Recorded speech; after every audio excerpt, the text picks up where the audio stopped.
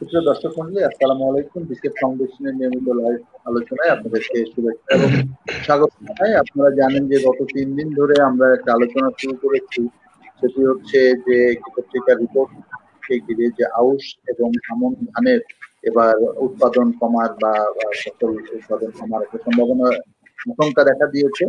প্রায় 7 লক্ষ metric ton ফলন কম হতে পারে মর্মে ইউএসএআইডির একটি প্রতিবেদনে উল্লেখ করা হয়েছে।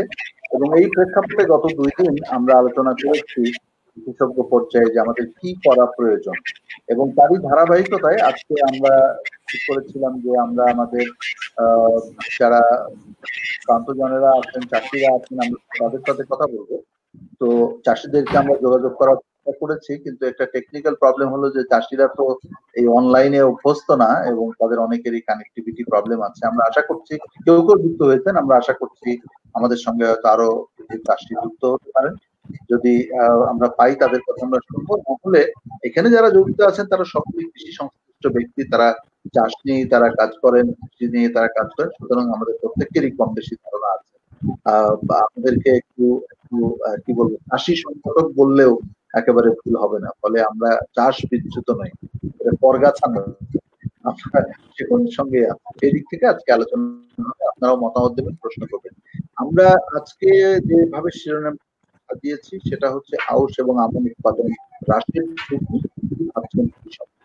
তো কৃষকের ভাবনাগুলো আমরা গত 2 দিন যে আলোচনা হয়েছে সেই আলোচনার সাথে এটা একটা লিঙ্ক রয়েছে, এবং আমরা আশা করছি যে আজকে হয়তো একটা কনক্লুশন আমরা পাবো, কারণ আজকে আমাদের সঙ্গে করেও কিছু যুক্ত হয়েছে।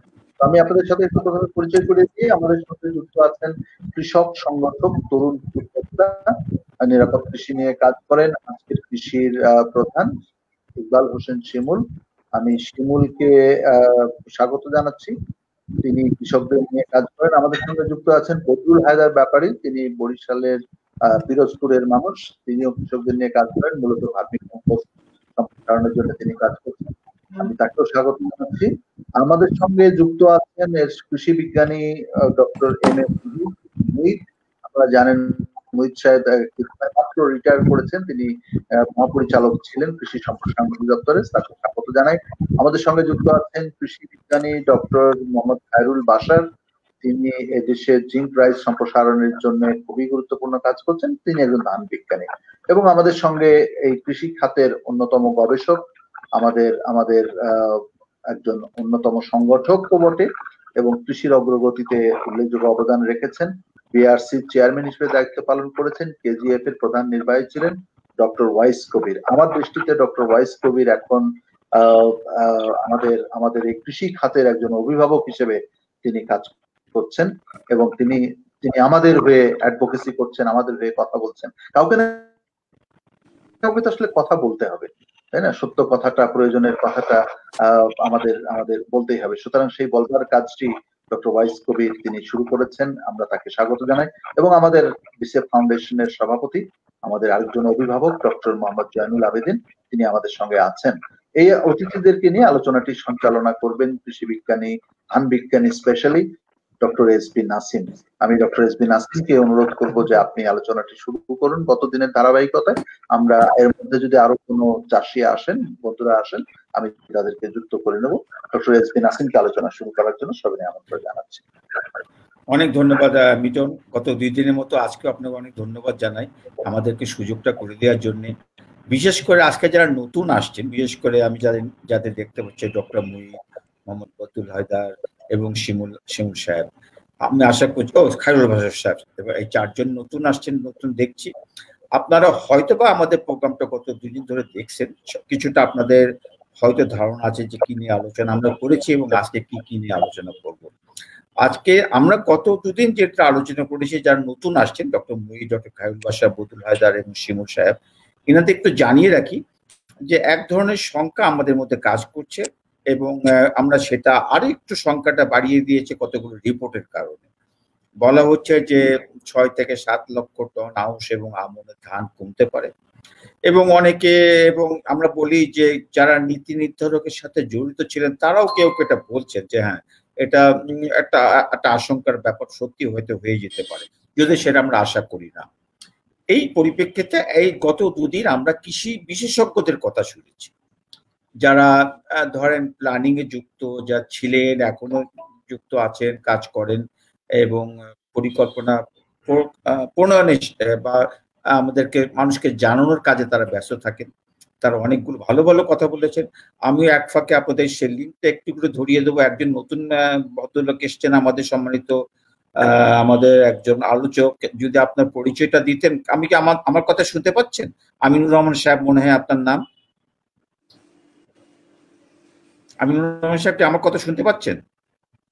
আচ্ছা, মাইক্রোফোনটা অন করতে হবে। আমিনুর রহমান সাহেব আমিনুর উনি ঝিনাইদহ কালীগঞ্জ থেকে যুক্ত হয়েছেন। আমি ঠিক বুঝতে পারছি না যে আমিনুরকে কেউ একজন সাহায্য করবেন, যে তার মাইক্রোফোন বন্ধ আছে, তাকে মাইক্রোফোনটা অন করতে হবে। মিটন ভাই, আপনি তো সুপার অ্যাডমিন, আপনি চাইলে অন করে দিতে পারেন। আপনি সেই একটু বলেন, আপনার নামটা বলে বুঝবো। আমিনুর পরিচয় দেন। আমিনুর ঝিনাইদহ থেকে যুক্ত। আমিনুর সাহেব পরিচয়টা যদি দিতেন। স্যার হ্যাঁ, আমি বুঝছি, আমি আমিনুরকে চিনছি। আমিনুরকে পরিচয় দিতে বলো। মাইক্রোফোন অন রাখো। অন করেন, মাইক্রোফোনটা অন করেন। তোমার মাইক্রোফোন অফ হয়ে যাচ্ছে তুষার।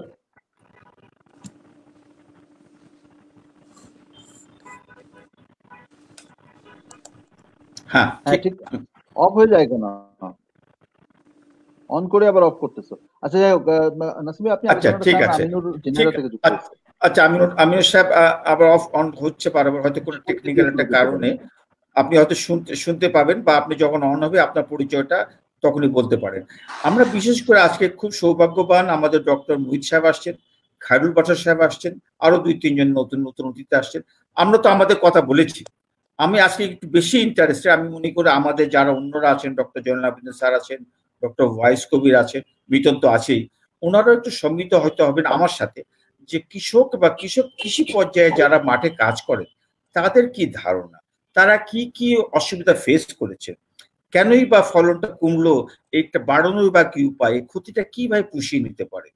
এটা একটা আমি বলবো যে এটা নিশ্চয়ই আমাদের ধারণা আছে, কিন্তু অন দ্য গ্রাউন্ড রিয়েলিটিটা এটা আমরা হয়তো ওইভাবে জানি না।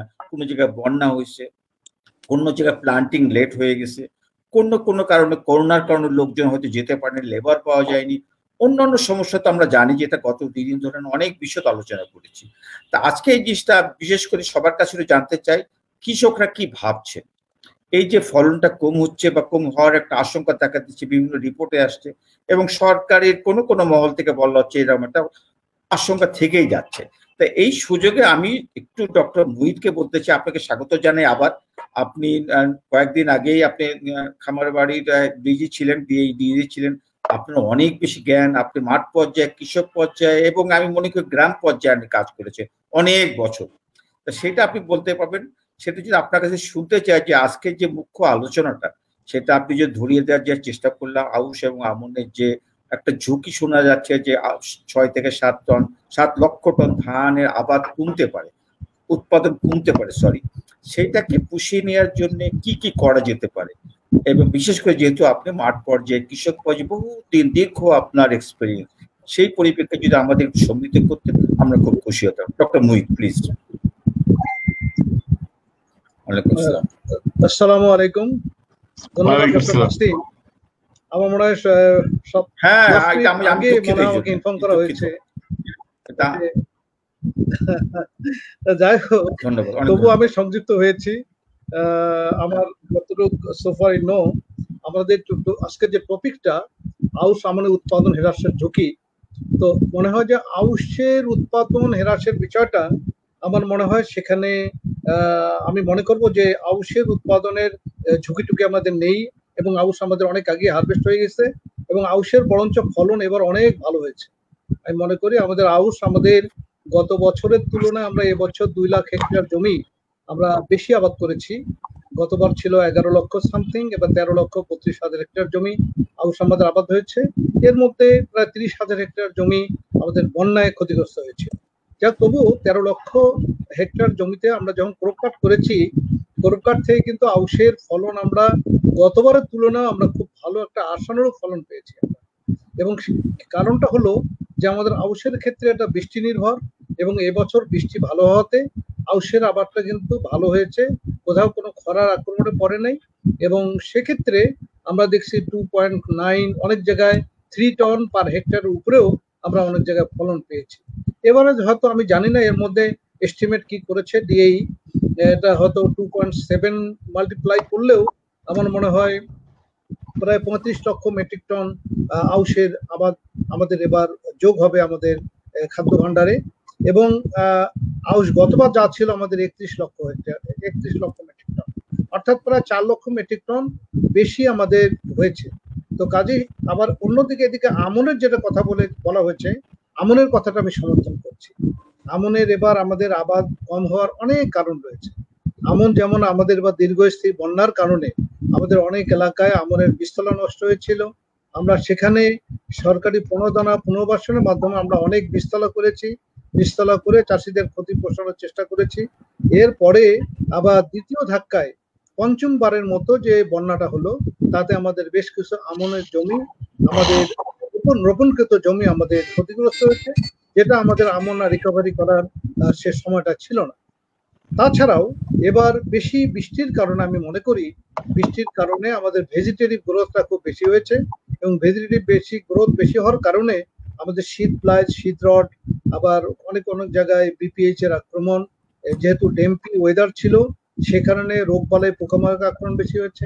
পাশাপাশি আরেকটি যেটা হয়েছে, সব সময় আমাদের আকাশে মেঘ থাকার কারণে এই যে একটা ফটোসিনথেসিস প্রক্রিয়ার মাধ্যমে যে খাদ্য উৎপাদন করা, এবার কিন্তু আমাদের আমনের ক্ষেত্রে সব সময় আমাদের মেঘ মুক্ত আকাশ ছিল না, সবসময় বেশিরভাগ ক্ষেত্রেই মেঘ ছিল, যার ফলে সার্ক সংশ্লেষণটা কম হওয়াতে আমার মনে হয় খাদ্য উৎপাদন যেটা আমাদের ফুড প্রসেস যেটা করবে গাছে, সেটা করে যে আমাদের রিট্রান্সলোকেট করে যে আমাদের ইয়াতে গ্রেইনে ফুলফিল করবে, সেটা একটু ব্যাঘাতগ্রস্ত হয়েছে।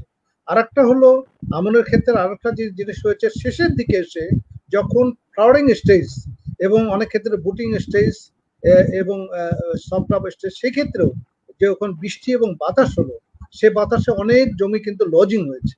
লজিং হওয়ার ফলে যেখানে ফ্লাওয়ারিং স্টেজ কিংবা আপনার বুটিং স্টেজ, সেগুলোতে কিন্তু আমরা মনে করছি যে সেখান থেকে ভালো আমাদের আশানুরূপ ফলন আসার সম্ভাবনা নেই। কাজেই একটা আমনে আমাদের যে আমাদের লক্ষ্যমাত্রা যেটা আমরা ধরে নিয়েছিলাম যে আমাদের 1,53,00,000 মেট্রিক টন, আমার মনে হয় সেই লক্ষ্যমাত্রাটা পূরণ হবে না, এবং অনেক ক্ষেত্রে কিছু এবার কম হবে, যেটা আপনারা ধারণা করছেন 4-5 লক্ষ মেট্রিক টন, আমার হয়তো এরকম একটা ফলন আমনে কম হতে পারে, এটা আমি মনে করি। তো আমার মনে হয় এটুকুই, যে আউশের ক্ষেত্রে আমাদের কোনো ক্ষতি নেই বলবো আমি, আউশের বরঞ্চ গতবারের তুলনায় ফলন বেশি হয়েছে। আমনের ক্ষেত্রে আমাদের একটা ঝুঁকি এবার প্রতিমান হচ্ছে, এবং সেক্ষেত্রে আমনে আবাদটা কম হবে বলেই আমি মনে করি। ধন্যবাদ। ধন্যবাদ ডক্টর মুহিত। এটা বললেন যে এটা ক্ষতি হয়েছে, আমি পরবর্তীতে যখন আপনার কাছে আসবো বা আপনাদের কাছে আসবো, আপনাদের কাছে জানতে চাবো যে এটাকে ওভারকাম, পুষিয়ে নেওয়ার জন্য আমরা কি কি করতে পারি, কি আমরা কৃষকদের কি কি উপদেশ দিতে পারি, আরো কেউ কোন রকম পদক্ষেপ নেওয়া যায় কিনা সরকারি ভাবে বা বেসরকারি ভাবে, সেটাও তো আলোচনা করতে পারি। আর আজকে যেটা বিজ্ঞানের কথা বললেন, ধান বিজ্ঞানীর ট্রান্সলোকেশনের কথা বললেন, ফটোসিনথেসিসের কথা বললেন, এবং এই যে ইলটা কমে যাওয়া, অনেক জায়গায় বললেন ধান লজিং হয়ে গেছে, ক্লাউডি স্কাই ছিল, যেটা স্বাভাবিক ফলনটা কমানোর জন্য, এটা অনেকটা বিজ্ঞানের ব্যাপার। আপনার তো নিশ্চয়ই এর মধ্যে জড়িত, যেহেতু আমাদের ডক্টর খায়রুল বাশার সাহেব অনেকদিন ধান গবেষণার সাথে জড়িত ছিলেন, উনি গবেষণা পরিচালক ছিলেন ধান গবেষণার। আমিনুর কথা শোনা যাচ্ছে? আমিনুর শোনা যাচ্ছে আমাদের কথা? শোনা যাচ্ছে। এটা আমিনুর না? আমিনুর? হ্যালো, কে বলছেন? রাশেদ ভাই। আমিনুর, আমরা শুনতে পাচ্ছি না কিছু। হ্যালো, জি জি জি, আমিন, তুষার ঠিক আছে, আমিনুর করতেছে, এখন শোনা যাচ্ছে, এখন শোনা যাচ্ছে। জি, এখন আপনার মাইক্রোফোন হয়তো বন্ধ করতে হবে, একটু পরে আপনার কাছে আসবো। তা আমি ডক্টর খায়রুল বাশার কাছে যেটা ডক্টর মুহিত সাহেব বলছিলেন, বিভিন্ন এনভায়রনমেন্টাল কারণে, মানে আমাদের এই যে ছায়া, রোদ, পোকামাকড় আক্রমণ, ট্রান্সলোকেশনটা ঠিক মতো হয়নি, এটা একটা কারণ হতে পারে। আর তো বন্যা একটা কারণ হতে পারে, প্লাস আমাদের যে টার্গেট ছিল সেখান থেকে 6-7 লাখ টন কম হতে পারে। আপনি এজ এ ধান বিজ্ঞানী হিসাবে এখন আপনি ধানের সাথে ধানের বিভিন্ন বিজ্ঞানের ডিপার্টমেন্টে কাজ করছেন। জিঙ্ক রাইস আপনার একটা অন্যতম প্রধান একটা আইটেম, সেটা আপনি প্রমোট করছেন। সরকার সেটা অনেকটাই দেখছে, তারা এখানে অনেকটা আগ্রহী। তা আমি যে জিনিসটা বলার উদ্দেশ্য, যে একটা ডক্টর মুহিত যেটা বলছিলেন, সেইটার পরিপ্রেক্ষিতে যে ফলনটা কেন কম হলো এবং এটাকে পুষিয়ে নেওয়ার জন্য ধান বিজ্ঞানী হিসেবে আপনার মতামতটা যদি দিতেন ডক্টর খায়রুল বাশার, প্লিজ। ধন্যবাদ নাসির ভাই সহ অন্যান্য সবাইকে।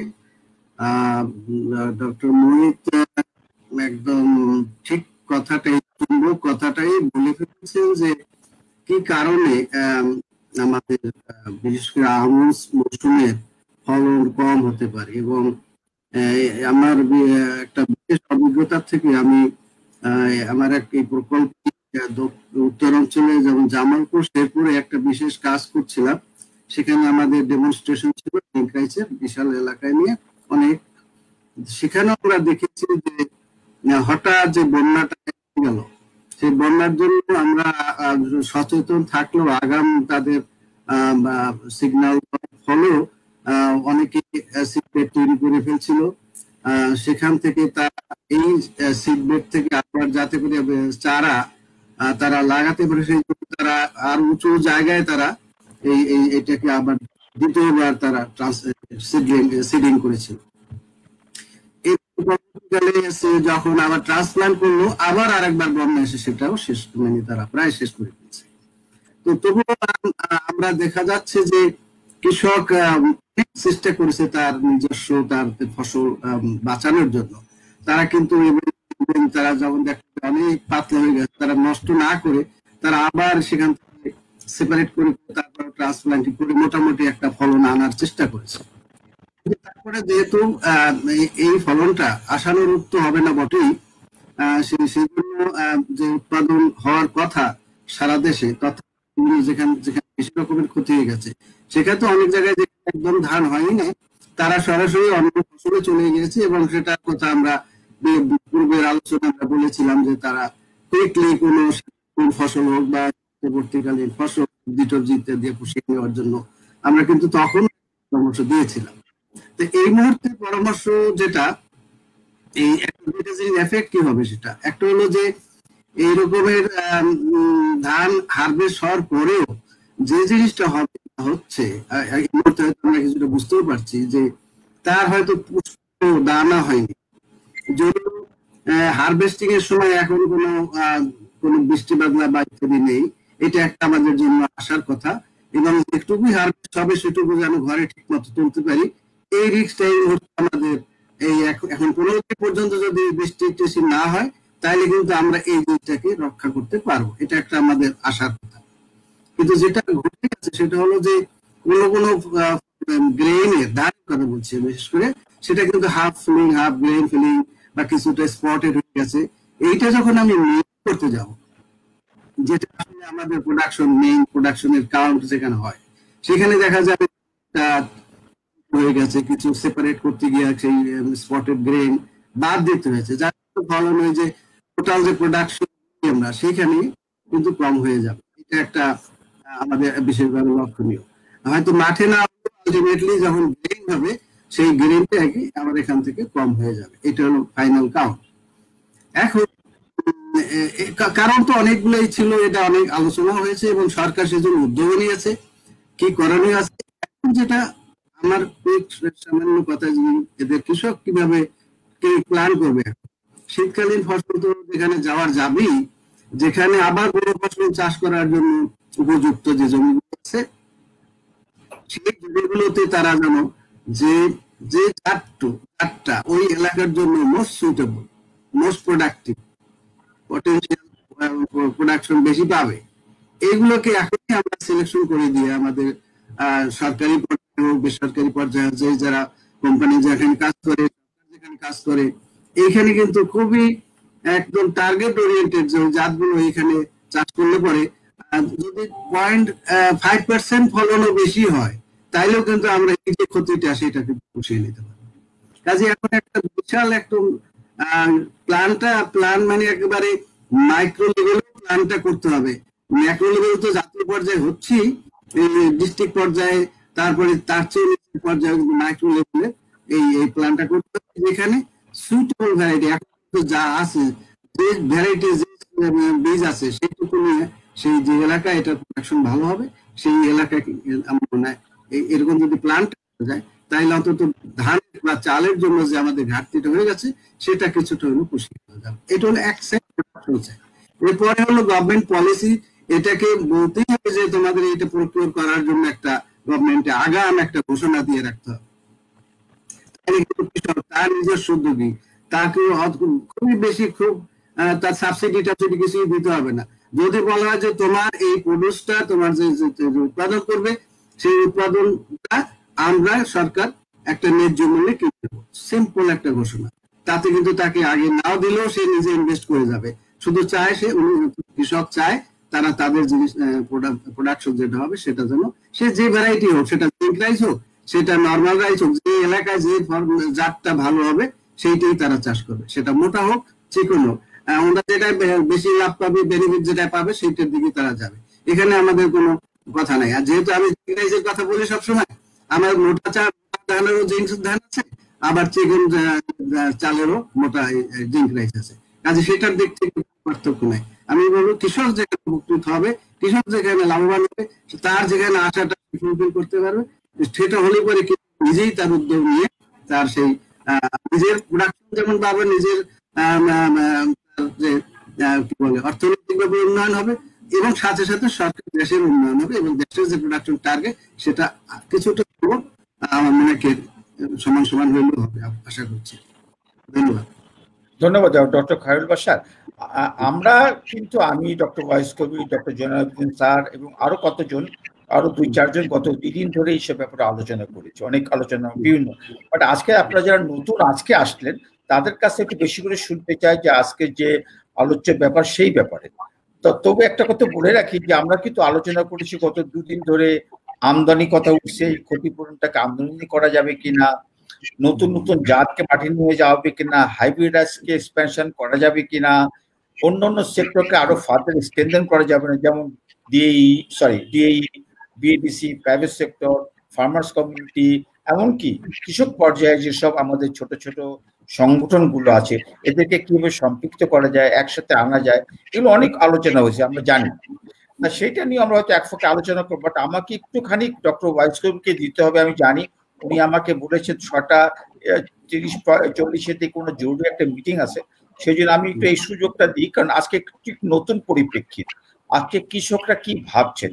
আমরা তো গত 2 দিন আমরা কৃষি বিশেষজ্ঞরা বলেছি যে কি কি আমরা ভাবছি, এখন তাদের কাছে শুনবো। বা যেহেতু আপনার একটু তাড়া আছে, আপনার একটা জরুরি মিটিং মনে যাওয়া লাগবে, তা আপনি সংক্ষেপে যেটা আজকে যেটা শুনলেন ডক্টর মুহিতের কাছ থেকে, ডক্টর খায়রুল বাশারের কাছ থেকে, সেই পরিপ্রেক্ষিতে প্লাস আজকের যে মূল আলোচ্য বিষয় সেই ব্যাপারে যদি আপনি বলতেন। যেটা আমি জানি অনেক আপনি কৃষক পর্যায়ে, বিশেষ করে দক্ষিণাঞ্চলে আপনি বহুদিন কাজ করেছেন, নিজে ওখানে ছিলেন, মাসের পর মাস, সপ্তাহ পর সপ্তাহ, আপনি দেখেছেন তাদের কষ্ট, তাদের ত্যাগ, তাদের কন্ট্রিবিউশন, তাদের আশা ভরসা। সেই পরিপ্রেক্ষিতেও যদি আপনি বলেন, আমি বাদে দিলাম আপনি পিআরসি চেয়ারম্যান ছিলেন বা কেজিএফ এর হেড ছিলেন, কিন্তু আপনি কৃষক পর্যায়ে অনেক দিন আপনি মাঠ পর্যায়ে কাজ করেন, যেটা আমি নিজে ভালো মতোই জানি। সেই পরিপ্রেক্ষিতে কৃষক ব্যাপারটা যদি বলতেন ডক্টর ওয়াইস কবির। মাইক্রোফোন। ধন্যবাদ নাসিম ভাই। আমি আসলে খুব বেশি বলার সুযোগ না। আমার আজকের প্রধান আকর্ষণ আমার মনে হচ্ছে ডক্টর মুহিত, এই কারণে যে ডক্টর মুহিত অ্যাপিয়ার্ড টুডে। সবচেয়ে হলো যে ওনাকে অভিনন্দন জানানো আমাদের প্রয়োজন, এই কারণে যে উনি he successfully completed his tenure as Director General and উনি খুব সাকসেসফুলি বাংলাদেশে একটা বৃহৎ কৃষি সম্প্রসারণ অধিদপ্তরকে উনি পরিচালনা করেছেন খুব নৈপুণ্যের সাথে। উনি আবার কোভিড-19 এর আক্রমণে উনি হসপিটালাইজ ছিলেন, সেই হিসাবে আমি উনাকে খুব শ্রদ্ধার সাথে আজকে অভিনন্দন জানাতে চাই। We really recognize his contribution. সেই সাথে সাথে আমি ধন্যবাদ স্যার। Thank you. আমি খুব আমরা চাই যে you continue your contribution in future. তবে যে কথাটা আমি বলতে চাবো সেটা হলো যে আমি আজকে খুব বেশি কথা বলতে না চাই না, রাদার আমি শুনতে চাই, বিশেষ করে আমাদের এখানে নতুন বেশ কয়েকজন আসছেন, ওনাদের মুখ থেকে আরো কিছু শুনবো। তবে আমি এই কথাটা আমি আগে থেকে মাথার মধ্যে ছিল যে বাংলাদেশে প্রায় 12 লক্ষ হেক্টর জমি দক্ষিণাঞ্চলের, এবং এগুলো হচ্ছে ভালনারেবল ইন দি সেন্স যে ওয়াটার স্ট্যাগনেশন, স্যালাইনিটি, এবং আগামী দিনের সাকসেসফুল রাইস প্রোডাকশনে এই অঞ্চলগুলোকে যদি আমাদের ওয়াটার কন্ট্রোলকে যদি আমরা আয়ত্তের মধ্যে না আনতে পারি, তাহলে আমাদের বড় সিজন সবসময় এখানে কম বেশি ক্ষতিগ্রস্ত হয়। এবং আপনি জানেন ওখানকার ক্রপিং ইন্টেন্সিটিও যথেষ্ট কম, এই কারণে যে তাদের সঙ্গে কম্পিট করতে হয় উইথ অ্যাকোয়াকালচার প্র্যাকটিস। সেই হিসাবে আমি মনে করি যে আমাদের গত দুদিনের আলোচনায় এই নিয়ে অনেক আলোচনা হচ্ছিল, আমি ফার্দার রিপিট করতে চাই না, এতে মনোটনি আসতে পারে। তবে আমি শুধু বলবো যে দক্ষিণাঞ্চলে আমাদের যে মানে combination with water development board এর সঙ্গে ডিএর একটাই মাত্র প্রজেক্ট আছে, খুব ছোট প্রজেক্ট, সেটা হচ্ছে ব্লু গোল্ড। কিন্তু এই ব্লু গোল্ডের মতো আমাদের যদি আমরা ইন হারমোনি ওয়াটার বোর্ডের সঙ্গে বা এলজিডির সঙ্গে আমাদের হারমোনিতে যদি আমরা কাজ করতে না পারি, মোর পার্টিকুলারলি যারা ওয়াটার সেক্টরে কাজ করেন তারা যদি কৃষির দিকে খুব মনোযোগী না হন, তাহলে আমাদের আগামীতে বড় সিজন শুধু না, আমন এবং আউশও ক্ষতিগ্রস্ত হবে আগামী বছরগুলোতে। সেই কারণেই আমি মনে করি যে আমাদের প্ল্যানিং স্টেজে এই মানে ইন্টিগ্রেটেড ওয়েতে ডিএই, ডিএলএস, ডভ প্লাস ওয়াটার বোর্ড, এলজিডি এদের একত্রে কাজ করাটা প্রয়োজন হবে। Thank you very much Nasim ভাই। ডক্টর ওয়াইসকোভিচ, অনেক ধন্যবাদ। কিন্তু আমি একটা কথা আপনার কাছে একটু জানতে চাচ্ছিলাম, আপনি কৃষকের সাথে, বিশেষ করে দক্ষিণাঞ্চল কৃষকের সাথে নিবিড়ভাবে মিশেছেন, সপ্তাহ পর সপ্তাহ ওখানে থেকেছেন, আমি জানি, এবং তাদের আশা আকাঙ্ক্ষা, দুঃখ, বেদনা, কষ্ট, সেটা সম্পর্কে একটু যদি বলতেন, সেটা আমাদের অনেকের জন্য একটু লাভ, আমরা একটু উপকৃত হতাম, সমৃদ্ধ হতাম। সংক্ষেপে। জি না, এখানে সংক্ষিপ্তভাবে বলতে গেলে বলতে হয় দে আর মার্জিনাল ফার্মার। তাদের access to technology, access to water control, এটা খুব তাদের কন্ট্রোলটা খুব কম, বিকজ ওখানে কনফ্লিক্ট আছে। আমাদের বাংলাদেশের কৃষিটা মূলত কনফ্লিক্টিং কৃষি, মৎস্যের সঙ্গে ফসল কৃষি একটা কনফ্লিক্ট থাকে, সেই কনফ্লিক্টটাকে রেজলিউশন করাটা খুব প্রয়োজন।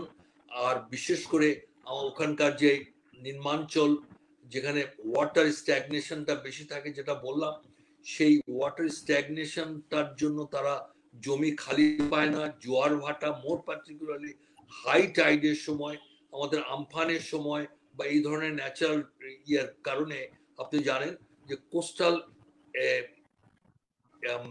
এম্বাঙ্কমেন্ট ইমপ্রুভমেন্ট প্রজেক্ট হচ্ছে under the support of world bank, যেখানে ক্লাইমেট চেঞ্জকে তারা মাথায় রেখে আমাদের এম্বাঙ্কমেন্ট গুলোর উচ্চতা বাড়ানো হচ্ছে।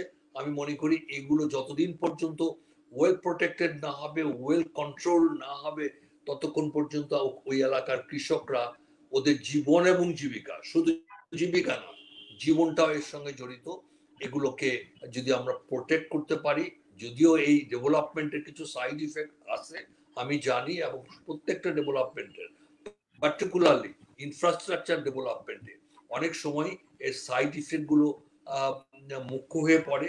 আমি মনে করি জনগণের সম্পৃক্ততায় আমরা এইসব ওয়াটার কন্ট্রোল মেজার গুলোকে যদি করতে পারি, then probably we can harness the benefit of the investment. ধন্যবাদ আপনাদের সবাইকে।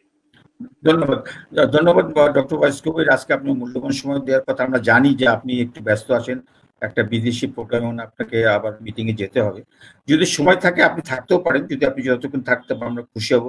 যে কথা আমার বন্ধু ডক্টর ওয়াইসকোভিচ, ডক্টর খায়রুল বাশার বলছিলেন, এবং আমি এটাও বলি, আসে কিন্তু আমাদের মুখ্য আইটেম হলো ডক্টর মুহিত, ওনার কাছে বেশি শুনতে চাই। তার আগে আমি একটু কৃষক পর্যায়ে, যেহেতু আজকের আয়োজনটা মেনলি কৃষকদের কথা শোনার জন্য, আমি কৃষক পর্যায়ে আমি একটুখানি কি বলবো, একটুখানি সমৃদ্ধ কৃষকে বলতে পারি। আপনাদের মিস্টার শিমুল আজকের কাগজের কৃষি অথবা মিস্টার আচ্ছা শিমুল সাহেব একটু বলতে, যেটা আপনি এতক্ষণ শুনলেন, এই পরিপ্রেক্ষিতে আপনার ধারণা কি, মতামত কি, আমরা কি বলতে চান, যেটা যে আউশ আমনের যে ক্ষতিটা হচ্ছে কৃষকরা এটা কিভাবে পুষিয়ে নিতে পারে? শিমুল যদি সংক্ষেপে বলতেন, তারপর বদরুল হায়দার সাহেবের কাছে যাব। ধন্যবাদ শিমুল হায়দার সাহেব। শিমুল সাহেব। ধন্যবাদ স্যার। ধন্যবাদ স্যার। আমার নাম শিমুল। আমি একটু জোরে বলেন। নিরাপদ খাদ্যের কাজ করি। আমি একজন নিরাপদ খাদ্য উৎপাদক, নিরাপদ কৃষি উদ্যোক্তা, নিরাপদ খাদ্য নিয়ে কাজ করি। তো আমি এখানে কৃষকের ঝুঁকি কমানোটা আসলে দুইভাবে নির্ভর করে। একটা হচ্ছে যে তার আমরা ফ্লাড এরিয়ার কথা দিতে যাচ্ছি না, উৎপাদনের দিকে যদি আমরা যাই, যে রিপোর্ট যেটা প্রদান করবে, রিপোর্টটা যেটা প্রদান করছে সেটা আসলে রিপোর্টটা কতটুকু ভাবে সোর্সিং হয়ে আসছে। আমরা যদি একদম রুট লেভেল থেকে যদি ডেটা কালেক্ট করতে শুরু করি, তাহলে আমরা আসলে সেই রুট পর্যায় থেকে ডেটাগুলো কালেক্ট করছে, তারা কি আসলে সঠিকভাবে ডেটাটা কালেক্ট করছে, এটা একটা ইস্যু। সেকেন্ড ইস্যুর জায়গাটা হচ্ছে যে ঝুঁকি কমানোটা। ঝুঁকি কমানোটা হচ্ছে দুইভাবে। একটা হচ্ছে যে আমার বাই ন্যাচারালি যে আমার ডিজাস্টার ছিল সেটার কারণে আমরা এফেক্টেড হয়েছে, সেই কারণে আমাদের আসলে প্রোডাকশনটা আমাদের লেস হয়েছে। আরেকটা হচ্ছিল যে আসলে কিছু কৃষক এখন ধানের লাভবান না বিধায় কিন্তু তারা ধান উৎপাদন থেকে সরে গিয়ে অন্য ফসল, বিকল্প ফসল উৎপাদনে যুক্তেছে। অর্থাৎ দুটার দিকে দুটি ঝুঁকি। এখন আমাদের সর্বোচ্চ যে ঝুঁকিটা চিন্তা করতে হচ্ছে সেটা হচ্ছে যে সরকারিভাবে ঝুঁকি। অর্থাৎ আমাদের সারা বাংলাদেশে একটা কিন্তু নিডস আছে, আমাদের সারা বাংলাদেশে এত মেট্রিক টন, আমরা যদি ধান থেকে তো চাল আসবে, আমরা যদি চালের দিকেই যদি যাই, কারণ আমাদের শেষ হারভেস্টার তো চাল, তাহলে আমাদের টোটাল বাংলাদেশের জনসংখ্যার জন্য যতটুকু পর্যাপ্ত পরিমাণ চাল দরকার, আমরা কোন মোটা সেটা পরে যাই, সেই উৎপাদনটাকে যদি আমাদের আসলে ধরে রাখতে হয়, তাহলে কৃষকদের জন্য আগামী 5 বছর, শুধু আমি এখন বলবো না, আমরা প্রিভিয়াসলি 10 ইয়ার্স এর এক্সপিরিয়েন্স গুলো যদি আমরা টানি, এবং আমাদের কিন্তু সাস্টেনেবল চিন্তা ভাবনা যদি করতে হয়, তাহলে আমাদের কিন্তু আরো গভর্নমেন্ট যেটা চাচ্ছে যে ভিশন 21টা অ্যাচিভ করবে, কৃষককে বাদ দিয়ে তো কোনো কিছু অ্যাচিভ করা পসিবল না। আমরা যতই এখানে অনলাইনে বসে যত কথা বলি না কেন, কৃষক আমাদের গতকালকে টপিক্স এর মধ্যে থেকেও যদি আমি যেটা শুনে থাকছি, কৃষক নবান্ন উৎসব পালন। কৃষক নবান্ন উৎসব, উৎসব হচ্ছে কি একটা আনন্দের বিষয়। এখন কৃষক যদি আনন্দিতই না থাকে, তাহলে সেই কৃষকের সেই উৎসবটার খুশিটা সে প্রকাশ করবে বই থেকে। তাহলে তোর কৃষক কি তোর দুঃখ প্রকাশ করবে নাকি উৎসব প্রকাশ করবে? তো সেই জায়গাটা আমাদের এখন থেকে প্ল্যানিং করতে হবে, যে আমরা বলতে যে নবান্ন উৎসব, আসলে কি নবান্ন উৎসব করার জন্য কৃষকরা কি আসলে হ্যাপি? আমরা আমাদেরকে যদি প্রশ্ন করি, তাহলে কৃষকদের জন্য আমাদের চিন্তা ভাবনা করতে হবে। যেহেতু আমাদের বেসিক নিডস যে ধান, এটাকে আমরা কোনোভাবেই বন্ধ করতে পারতেছি না। এটার মধ্যে বিশেষ প্রণোদনা দিয়েও যদি আমাদের টোটাল ফার্মার, আমাদের টোটাল বাংলাদেশের যে প্রোডাকশনটাকে ধরে রাখা উচিত, সেটার জন্য যদি আমাদের সর্বোচ্চ লেভেলের প্রণোদনা দিয়েও যদি আমাদের কৃষক ধরে রাখতে হয়, তাহলেও কিন্তু সেটা করতে হবে। সবচেয়ে বড় ঝুঁকি, সরকারেরও ঝুঁকি কিন্তু এটা। যদি একটা সময় যদি বাংলাদেশের যদি 30% ফার্মার যদি প্রোডাকশন, যারা রাইস প্রোডাকশন করতেছে, তাহলে 30% যদি কলাপস করে, তাহলে বাংলাদেশের খাদ্য মানে খাদ্যের যে নিডসটা, যে চালটার যে নিডসটা, সেটা কিন্তু টোটালি আমদানি নির্ভরশীল হয়ে যাবে। তাহলে আমরা কেমন সেটা করতে পারি? আমাদের দেশকে নিয়ে আমাদের এখনই চিন্তা করতে হবে। আমি আরেকটা জিনিস বলতে চাচ্ছিলাম, সেটা হচ্ছে যে আমরা কেন এখন থেকে জল ভাগ করতেছি না। আমি একদম সবই শেষ করে দিচ্ছি, আমার main production control. Production control আমি অলরেডি বলে ফেলাম, কিন্তু এখন ঘটনা হচ্ছে যে উৎপাদনকে ধরে রাখার জন্য আমাদের করতে হবে। আমরা এখন থেকে কেন, আমরা যেমন সাধারণত খামারিরা কি করি, ক্রপ ক্যালেন্ডার, যে আমরা আমাদের কিন্তু জোন ভাগ করা আছে, সারা বাংলাদেশের ফ্ল্যাট জোন, প্লেইন ল্যান্ডের জোন ভাগ করা আছে। কেন আমরা কৃষক ভাগ করতেছি না? সরকার 10 টাকার বিনিময়ে একটি ব্যাংক অ্যাকাউন্ট করার উপর কি করছে। কেন আমরা শুধুমাত্র রাইস কন্ট্রোল করার জন্য, রাইস প্রোডাকশন কন্ট্রোল করার জন্য কেন আমরা আলাদা একটা তাদের ফার্মার আইডেন্টিটি করতেছি না? যে এই ফার্মাররা হচ্ছে বেসিক্যালি এবং স্পেশালি শুধুমাত্র তারা রাইস প্রোডাকশনের ক্ষেত্রেই সর্বোচ্চ লেভেলের চিন্তা ভাবনা করবে, এবং তাদেরকে যত প্রকার প্রণোদনা এবং সুযোগ সুবিধা দেওয়া দরকার সেটাকে গভর্নমেন্ট দিবে। এটা হচ্ছে আমার বলার বিষয়। আমি আসলে ধন্যবাদ শিবুল সাহেব। অনেক আপনাদের আমরা একদম মাঠ পর্যায়ে অনেকগুলো খবর আপনার কাছে জানতে পারলাম। এটা অনেক সময় আমাদেরও অনেক সময় জানা সম্ভব হয়ে ওঠে না। যে আপনি যেটা বলছিলেন যে আমরা শুধু কি ঘরে টেলিভিশনে বসে বা কম্পিউটারে বসে অনেক কিছু জানতে পারি না। আপনাদের মুখ থেকে আমরা জানতে পারি। বাট অন্য বদুল হাসান সাহেবের কাছে যাওয়ার আগে ডক্টর মুহিদের কাছে আরেকবার যেতে চাই, যেহেতু ডক্টর ওয়াইস উনি আমাদের একটা মুখ্য আলোচক এবং উনি মাঠ পর্যায়ে বহু বছর কাজ করেছেন। মুহিদ সাহেব টেলিফোনে কথা বলছেন। মুহিদ সাহেব, আপনার কাছে একটু যেতে চাই, আপনি যেগুলো শুনলেন এই পর্যন্ত, এবং আমরা আপনার কাছে আরো শুনে আরো সম্মিলিত হতে চাই, যেহেতু আপনার অনেক ফাস্ট এক্সপেরিয়েন্স। একটা আমাদের সম্মানিত একজন দর্শক একটা কথা বলেছেন, সেই কমেন্টটা নিয়ে আলোচনা করতে চাই। ওনার নাম সিজুল ইসলাম।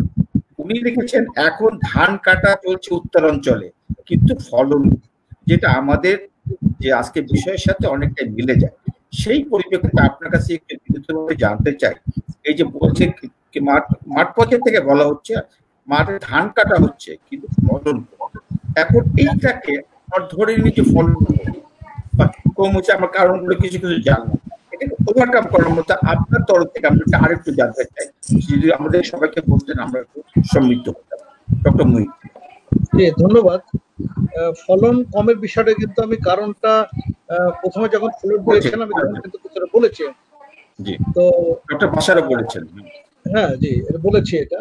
এরপরও আমন কিন্তু আমাদের মোটামুটি ভাবে চাষিদের কাছে একটা কম খরচে একটা উৎপাদনের একটা মৌসুম, কারণ এটা বৃষ্টি নির্ভর, এখানে সেচ দিতে হয় না আমাদেরকে।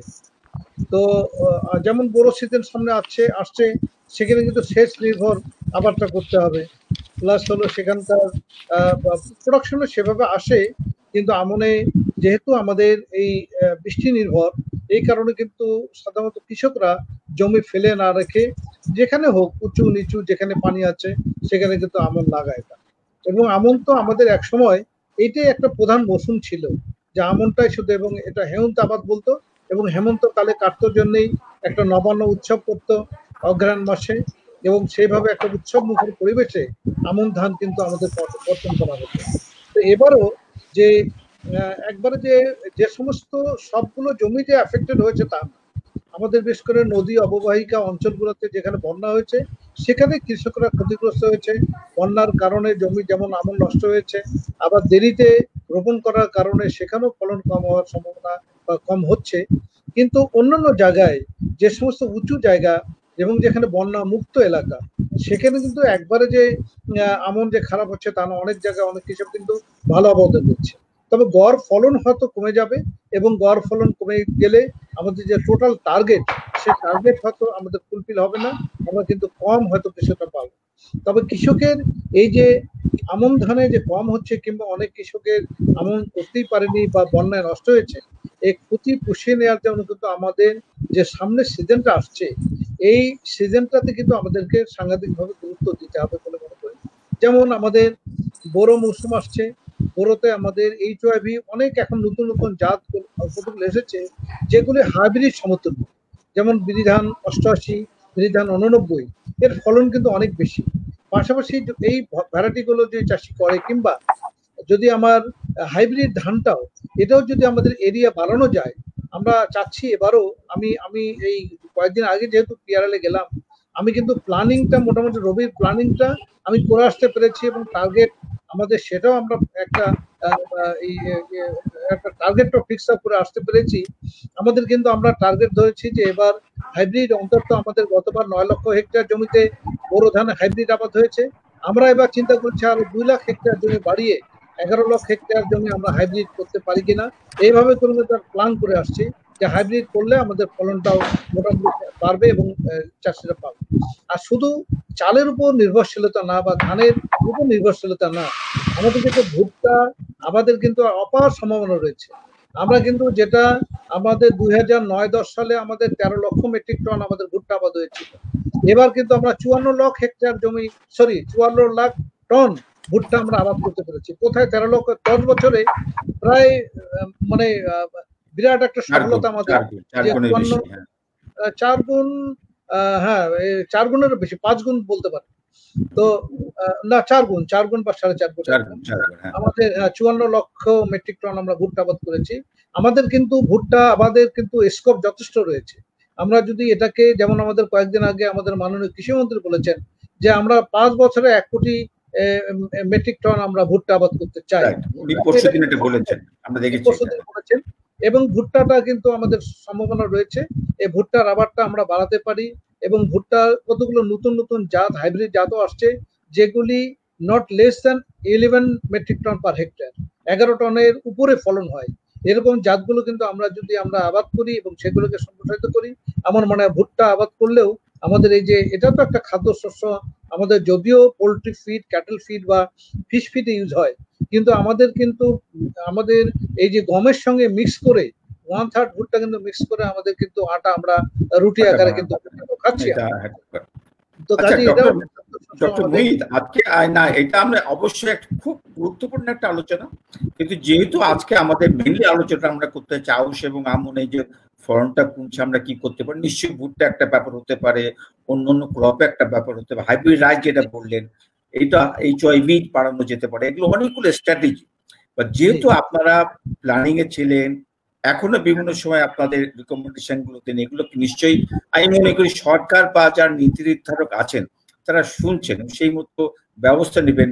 যেমন আমাদের একজন ফরমার FAO কনসালটেন্ট বা উনি বহুদিন FAO তে কাজ করেছেন, উনি একটু ইঙ্গিত দিচ্ছেন যে সরকারি ইনকনসিস্টেন্ট পলিসির জন্য কি আজকে আমরা ফলন কম পাচ্ছি। ডক্টর সুভাষ এই কথাটা বলেছেন কিছুক্ষণ আগে। এটা একটা আলোচনা বা বিতর্কের ব্যাপার, সরকার কি বিভিন্ন সময় বিভিন্ন রকম পলিসি দিচ্ছেন। যাক, আমি আবার আহ্বান জানাচ্ছি, ধন্যবাদ জানাই ডক্টর মিস্টার আনোয়ার ফারুক সাহেবকে। উনি গতকালকে নিজেকে একজন কৃষক বলে উনি নিজেকে উপস্থাপন করেছে। আমি তাই মনে করি ওনার বাড়িতে আমরা গিয়ে দেখছি উনি নিজে মাঠে কাজ করেন, নিজে পুকুরে মাঠে মাছ ছাড়েন এবং ওই মাছ ধরে আমাদের খাওয়ালেন, এবং নিজের বিরাট জমি তার অনেক ভালো কাজ করে।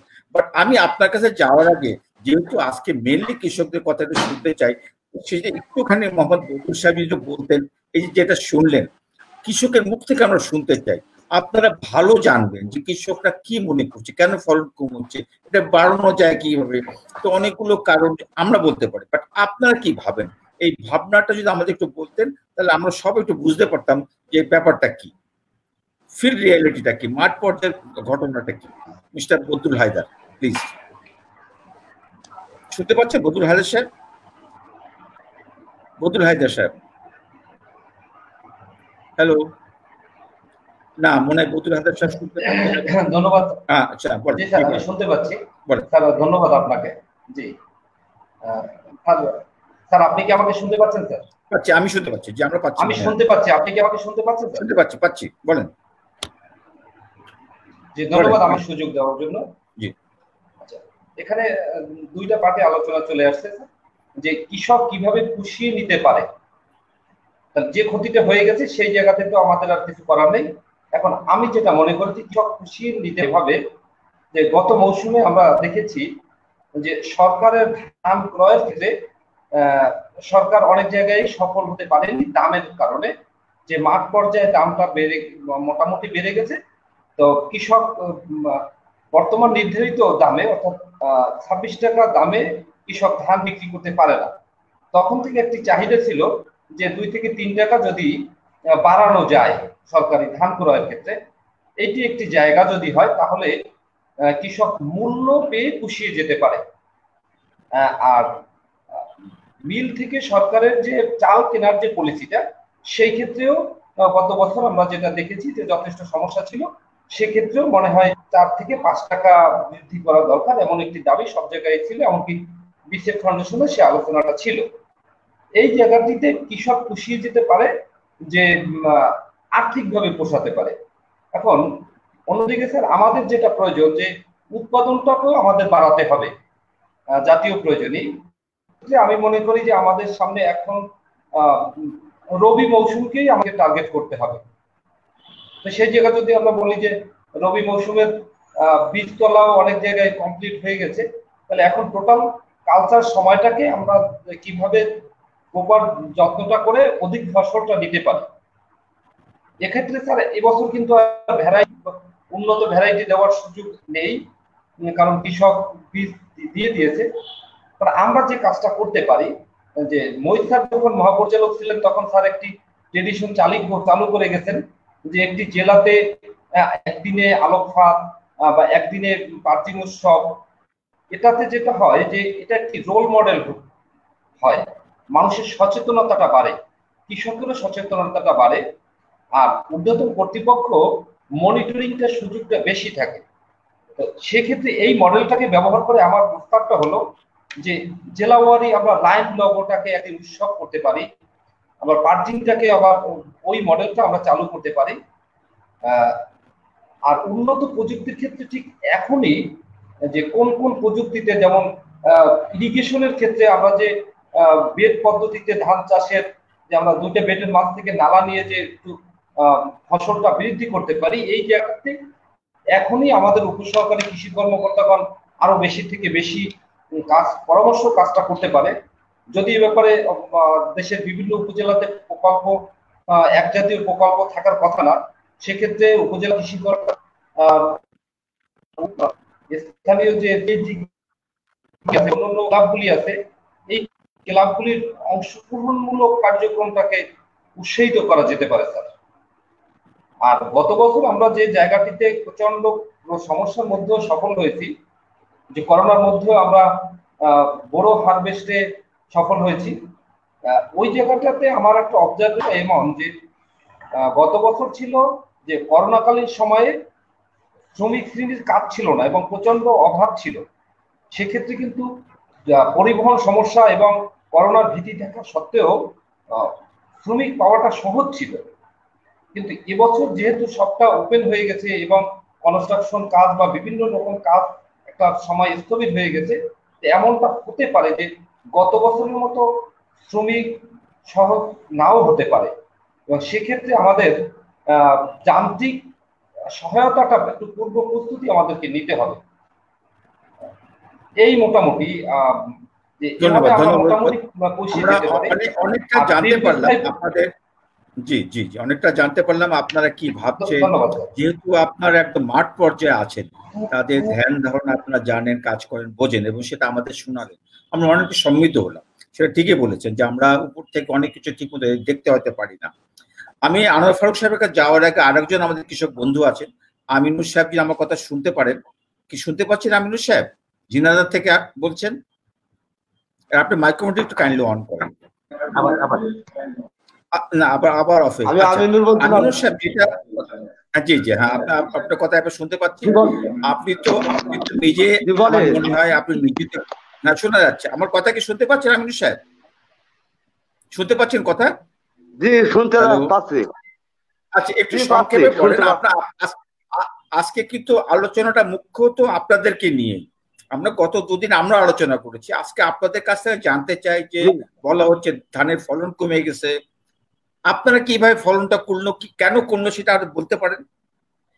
এরপরে বলতে পারে এই ফলনটা বাড়ানোর কি কি উপায় আছে আপনাদের, মানে একজন কৃষক হিসেবে আপনারা কি ভাবছেন, যদি সংক্ষেপে বলতেন আমিনুর সাহেব,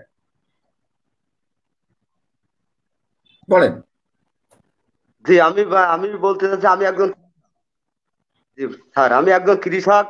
আমি গত বছরের চেয়ে এবার ধানের, আমার 5 বিঘা ধান ছিল, গত বছরের চেয়ে এইবার ধানের আমি অধিক ফলন ইনশাল্লাহ হয়েছে। আমার শোনা যাচ্ছে না। গত বছরের চেয়ে এবার একটু পানির একটু ভালো হয়েছে, তার কারণে একটু ফসলটা একটু ফসল ভালো হয়েছে না? আপনার পানির জন্য ফসল ভালো হয়েছে না?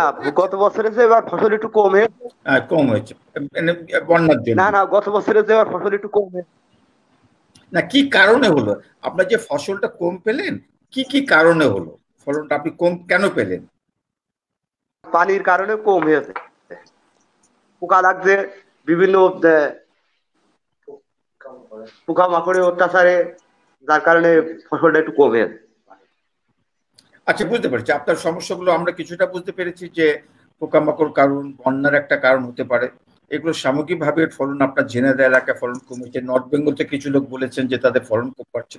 এখন আমরা একটু যিনি আমাদেরকে কৃষক বন্ধু বলতে চাই, কৃষকের সাথে উনি এখনো জড়িত, কৃষির সাথে জড়িত, এবং at the same time policy planning এ জড়িত। উনি বাংলাদেশ সরকারের কৃষি সচিব ছিলেন, এখন আমরা জানি উনি পলিসি প্ল্যানে এবং কৃষি মন্ত্রণালয়ের সাথে যথেষ্ট নিবিড়ভাবে জড়িত। উনি বিভিন্ন জায়গায় ফোরামে কথা বলেন, আমরা গত 2 দিন ওনার সাথে কথা বলেছি। বাট আজকে পরিপ্রেক্ষিতে একটু ডিফারেন্ট। আপনি কৃষকদের কথাগুলো শুনলেন আনোয়ার ফারুক সাহেব, ওনারা নিজের মতো বললেন যে কেন ফলনটা কমেছে, কি কি করা দরকার, এবং বিশেষ করে মুহিত সাহেব খাবির বাসার সাহেবের কথা শুনছেন, তাদেরও কিছু ধারণা আছে। এই পরিপ্রেক্ষিতে আপনাকে একটু জানতে চাই যে যেগুলো আমরা কথা শুনলাম, আলোচনা করলাম, সেই পরিপ্রেক্ষিতে প্লাস একজন বললেন সরকারের কি ইনকনসিস্টেন্ট পলিসি আছে কিনা, এই কারণে কি ফলনটা কমছে কিনা, যদি একটু সংক্ষেপে বলতেন আমাদেরকে। আনোয়ার ফারুক সাহেব, অনেক ধন্যবাদ। ধন্যবাদ আপনাকে। আমি দুভাগে আলোচনা করছি। একটা হলো আমাদের ডক্টর মুহিত যেটা বললো সেটা আমি পরে আসছি, যে সরকারের যে প্ল্যানিংটা নিয়ে। বাট প্রথমে আমি যাচ্ছি যে আজকের যে বিষয়টা আছে কৃষকের ক্ষতি, এই বিষয়টাতে আমি প্রথমে একটু টাচ করব। যেটা বদুল হায়দারও যেটা বলতে চেয়েছিলেন ক্লিয়ারলি বলতে পারেন নাই, এবং আমিনুর তো বলতে পারলো না। বিষয়টা হলো যে এখন আমরা বলছি যে কৃষক বন্যায় ক্ষতিগ্রস্ত হয়েছে, কৃষকের ক্ষতি পুষিয়ে নেওয়ার জন্য নেক্সট ক্রপটাকে আমাকে প্রেফারেন্স দিতে হবে। এই যে আগামী ফসলে কৃষককে পুষিয়ে দেওয়া হবে, এটা হলো একটা ওই যে মূলা ঝুলানোর অবস্থা, স্ট্রেট। এটা একটা হলো টার্মটা হলো জাস্ট মূলা ঝুলানো কৃষককে। কিভাবে মূলা ঝুলানো? আপনি এখন বলবেন বড় বড় বক্তৃতা দেবো আমরা সরকারি লোকজন যে কৃষককে আগামী ফসলে ফুলাইতে হবে, ভালো করে করতে হবে, ভালো দাম দেওয়া হবে। এই জন্য আমরা কি করি, ইনপুট ডেলিভারি দেই, সার বীজ ডেলিভারি। এটা এখন বাংলাদেশে খুব স্মুথ আছে, সমস্যা নেই। এখন কৃষকও বোকার মতো আবার মাঠে নামে, ফসল করে, ইনপুট পায়। কিন্তু যখন ফসল হারভেস্ট হয়, দামের প্রশ্ন আসে, তখন সরকার হাত পা গুটাইয়া বসে থাকে। সুতরাং আপনি কিভাবে পোষাবেন? বদুল হায়দার যেটা বললো যে আমি ভালো মূল্য পাইলে সে আমি পোষাবো, সে মূল্যটার আমার গ্যারান্টি কোথায়? আপনি কোথায় গ্যারান্টি দেবেন যে আগামীতে আলু ভালো ফলন হবে, রোগ বালাই হবে না, বা বৃষ্টি হবে না, অথবা আলুর ভালো দাম থাকবে? সেটা কি কোনো গ্যারান্টি আছে? বা বড় সিজনে যে ভালো দাম ধানের দাম থাকবে, তারও গ্যারান্টি কোথায়?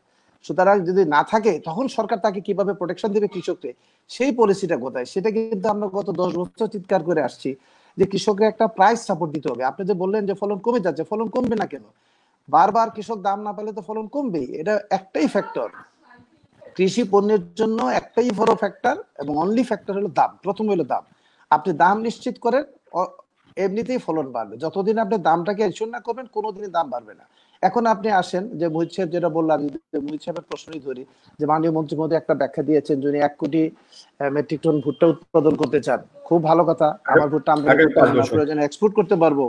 হ্যাঁ, আগামীতে কয়েক বছরে করবে, সেটা ঠিক আছে, আমার কোনো আপত্তি নাই, আমি খুব অ্যাপ্রিসিয়েট করি। কিন্তু মূল প্রশ্ন হলো আমার সেই জমিটা আসবে কোত্থেকে? আমার জমি কোথায়? রবি মৌসুমে আমার যে জমি আছে, আমি যদি দেখি 2008-9 সালে আমাদের 47 লক্ষ হেক্টর জমিতে বোরো ধান হতো। গত বছর সেটা 41 লক্ষ হেক্টর জমিতে বোরো ধান হয়েছে। আজকে বোরো ধানের ফলন বাজারে চাল নাই, ধান নাই কেন? আমি তো মনে করি যে বোরো ধানের ডাটাটাকে আবার রিভিজিট করতে হবে, যে প্রকৃত ফলন কত কম হয়েছে, কেন কম হলো। আমনের ক্ষেত্রে ফলনটা কেন প্রতি বছরই আমরা শুধু ফলন বাড়িয়ে দেখাচ্ছি, ডাটা করছি, প্রতি বছর ফলন বাড়িয়ে দেখাচ্ছি, আসলে কি তাই? এটা আমাদের একটু রিভিজিট করা একান্ত প্রয়োজন, না হলে কিন্তু প্রতি বছরই এই সমস্যাগুলো হবে। আপনার এখন মনে করেন যদি আমি 7 থেকে 8 লক্ষ হেক্টর জমিতে ভুট্টা করছি, আমাকে 1 কোটি টন করতে হলে 20 লক্ষ হেক্টর জমি লাগবে। সেই 20 লক্ষ হেক্টর জমি আমি কোথায় পাবো? আমার বোরোর জন্য জমি নেই, আমার আলুর জন্য জমি নেই। আলু, বোরো এবং ভুট্টা তিনটা কিন্তু রবি মৌসুমে। তারপরে শাকসবজি তো আছেই, সবজি আছে, মরিচ আছে। আমাদের মেইন ক্রপ তো বোরোতে। যত ফসল আপনি দেখেন, আমন মৌসুমে ধান ছাড়া বাকি যত ফসল সব রবি মৌসুমে। আমার জমি তো সীমাবদ্ধ, আমি কোত্থেকে জমিটা পাবো? আমরা গতকালও বলেছি যে আমরা কেন সুপার হাইব্রিডে যাবো না, যেতে হবে যদি আমি জমি কমাইতে চাই, অন্য ফসল করতে চাই। এখন আমার মূল প্রশ্ন হলো যে আমার 1 কোটি টন ভুট্টার পিছে টার্গেট না করে আমাকে ধানে 3 কোটি 60 বা 4 কোটি টন ধানে টার্গেট করতে হবে। আমার হলো প্রথম যুক্তি। বিকজ লাস্ট 40 ইয়ার্স আমরা we have been struggling for food security. ভুট্টা আমাকে কখনোই ফুড সিকিউরিটি এনশিওর করবে না, এটা একটা ভুল ধারণা। আমাকে ফুড সিকিউরিটি আমার ধানে করবে।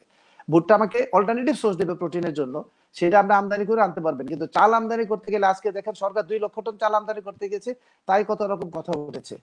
কিন্তু ভুট্টা যে বা আপনি যে গম 60 লক্ষ টন আমদানি করেন, এটা নিয়ে কিন্তু কারো কোনো বক্তব্য নেই, এটা নিয়ে কারো কোনো আপত্তি নেই, কারণ এটা আমরা ফলন করতে পারি না। কিন্তু আমার যেখানে কম্পারেটিভ অ্যাডভান্টেজে ধানে বেশি, আমি কেন ধান ফলন করবো না, কেন 4 কোটি টন ধান করবো না বছরে? সুতরাং আমাকে সেই টার্গেটটা আগে করতে হবে। আমাকে ওইটা যদি আমি টার্গেটটা এনশিওর করি, তাহলে আমার ফুড সিকিউরিটি নিশ্চিত হবে। তারপরে আমি ভুট্টা ক্রপে জমি থাকলে করবো, পেঁয়াজ থাকলে করবো, কেন করবো না? আমরা তো মনে করি ভুট্টার পাশাপাশি আমাকে পেঁয়াজ, রসুন, অন্যান্য মশলা ফসল করা উচিত, যেটা আমাকে আমদানি বেশি করতে হয়।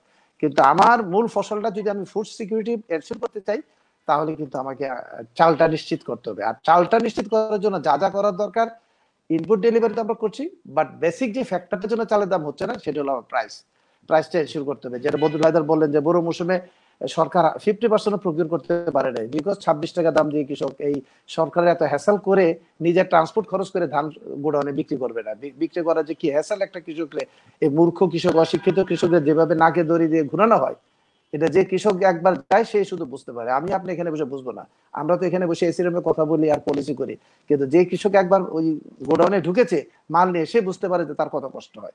সুতরাং এই সিস্টেমটা থেকে আমাদের বেরিয়ে আসছে প্রকিউরমেন্ট সিস্টেম। প্রয়োজনে সরকারের লোকজন হাটে গ্রামে গঞ্জে গাড়ি নিয়ে বসে থাকবে, যে চাল নিয়ে আসবে ধান নিয়ে আসবে তারটাই দাম ধরে কিনে নিতে হবে অন দ্য স্পট। সে পাকিস্তান আমলে একবার করেছিল, ওই রকম স্পটে যদি প্রকিউরমেন্ট করে তাহলে কৃষকরা ঘর থেকে নিয়ে আসবে, প্রতি মহল্লায় মহল্লায় থেকে ধান কিনে আনবে। যে ওই রকম একটা উদ্যোগ নিতে হবে এবং দাম অবশ্যই বেশি করতে হবে।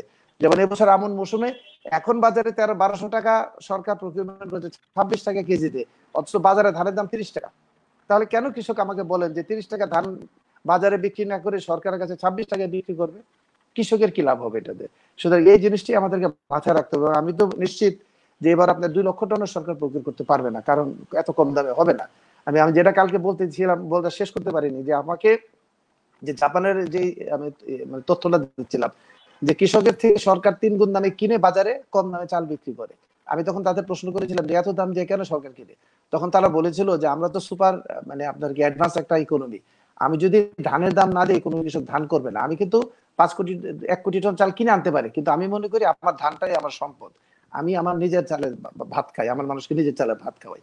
সুতরাং আমার দেশের সরকারকে দরকার হলে 40 টাকা ধান কিনে আবার 40 টাকা চাল বিক্রি করবে ওপেন মার্কেটে, তাহলেই কিন্তু কৃষক বেনিফিটেড হবে। আপনি নিশ্চিত করেন, সরকার যদি আজকে এনশিওর করে যে আমি 30 টাকা কেজি ধান, বোরো ধানের যে কোনো কৃষকের যত ধান হয় আমি 30 টাকা দাম দেবো, তাহলে এমনিতেই বোরো রবি মৌসুমে আপনি দেখবেন 10 লক্ষ টন ফলন বেশি হবে। কিন্তু ওই এনশিওর এই প্রাইসটাই হলো কৃষকের একটা ভালনারেবল। কৃষক যে ফসলের দাম পায় তখন ওটাতে করতে চায়। কারণ আমরা তো এই আমি 20 বছর সরাসরি কৃষি কাজ করে আমি যে পরিমাণ ক্ষতি হয়েছি, এই ক্ষতি তো অনেক কৃষকই সামলাতে পারবে না। আমি হয়তো এখনো ঠিকই আছে, বাট অনেক কৃষকই পারবে না। আমি তো ধরেন আজকে আলু করি না, গত বছর আমি আলু করিনি, কারণ continuously I been facing losses every year. কত লস দিবেন আপনি, কেন লস দিবেন? সুতরাং আমাকে নেক্সট ক্রপে যেতে হয়। হ্যাঁ, ইট ইজ ট্রু যে ভুট্টা করলে সেফ। আপনাকে হারিয়ে ফেললাম নাকি? কথা শোনা যাচ্ছে না। ফায়ার আছে, আমি করব, কিন্তু আগে আমার চালটা এনশিওর ভুট্টা যেত, নালে কিন্তু আমার জন্য আবার একটা আচ্ছা হবে। আমি বললাম যে ভুট্টা ক্রয় করা খুব একটা ইম্পর্টেন্ট পয়েন্ট। আপনি বিড়িতে কাজ করে দেন, বিড়ির গেটে লেখা আছে ধানই আমার প্রাণ। আপনার অনেক ধন্যবাদ। আপনি এই একটা পয়েন্ট, খুব ইম্পর্টেন্ট একটা পয়েন্ট, গত 2 দিন ধরে আজকেও আপনি বললেন। আপনার কাছে একটা ছোট অনুরোধ, আপনি তো এখনো পর্যন্ত কৃষি যে পলিসি প্ল্যানিং এ যুক্ত আছেন, এই কথাগুলো যারা নীতি নির্ধারক তাদেরকে কানে এটা দেওয়া যায় না যে আপনি দামটা নির্ধারণ করে দেন? আজকে তো ইন্ডিয়াতে, পাশের দেশ ইন্ডিয়াতে প্রায় তাহলে এখানে আমরা কেন দিতে পারবো না? কেন আমি 26 টাকা করে ধান আমি আমার কিনবো? এই হ্যাসেলটা আমি কেন পারবো? হয়তো সরকার বলবে আমার পক্ষে মহল্লা যে ধান কেনা সম্ভব না, আমার ম্যান পাওয়ার নাই, লজিস্টিক না, আমার ইনফ্রাস্ট্রাকচার নাই, বাট যতটুকু আছে উপজেলা পরিষদের লোকজন আউটসোর্সিং করেন, প্রাইভেট সেক্টরকে লাগান, কোম্পানিকে লাগান, একটা গ্রুপে আউটসোর্সিং করে কিনবে। আমি বলবো আপনার কাছে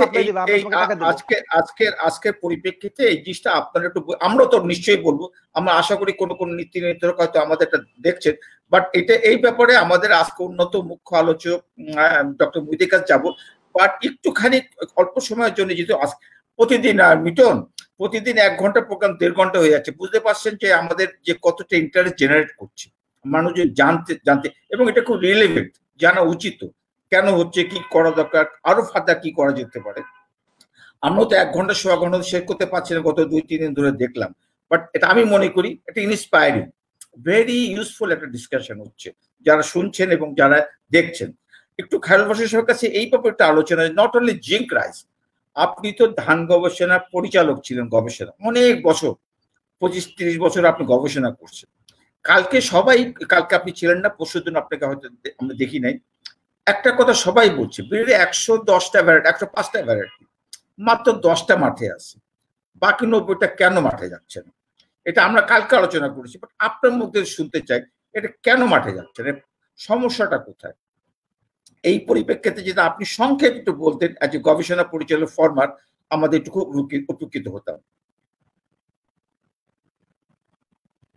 মাইক্রোফোন ডক্টর খায়রুল বাসার মাইক্রোফোনটা। হ্যাঁ, আচ্ছা, থ্যাংক ইউ, ধন্যবাদ নাসিম ভাই, ধন্যবাদ স্যার এবং মোহিত স্যার। তো সব তো বলেই ফেলছেন অনেক কথা, যেটা আমরাও বলেছি একই কথা।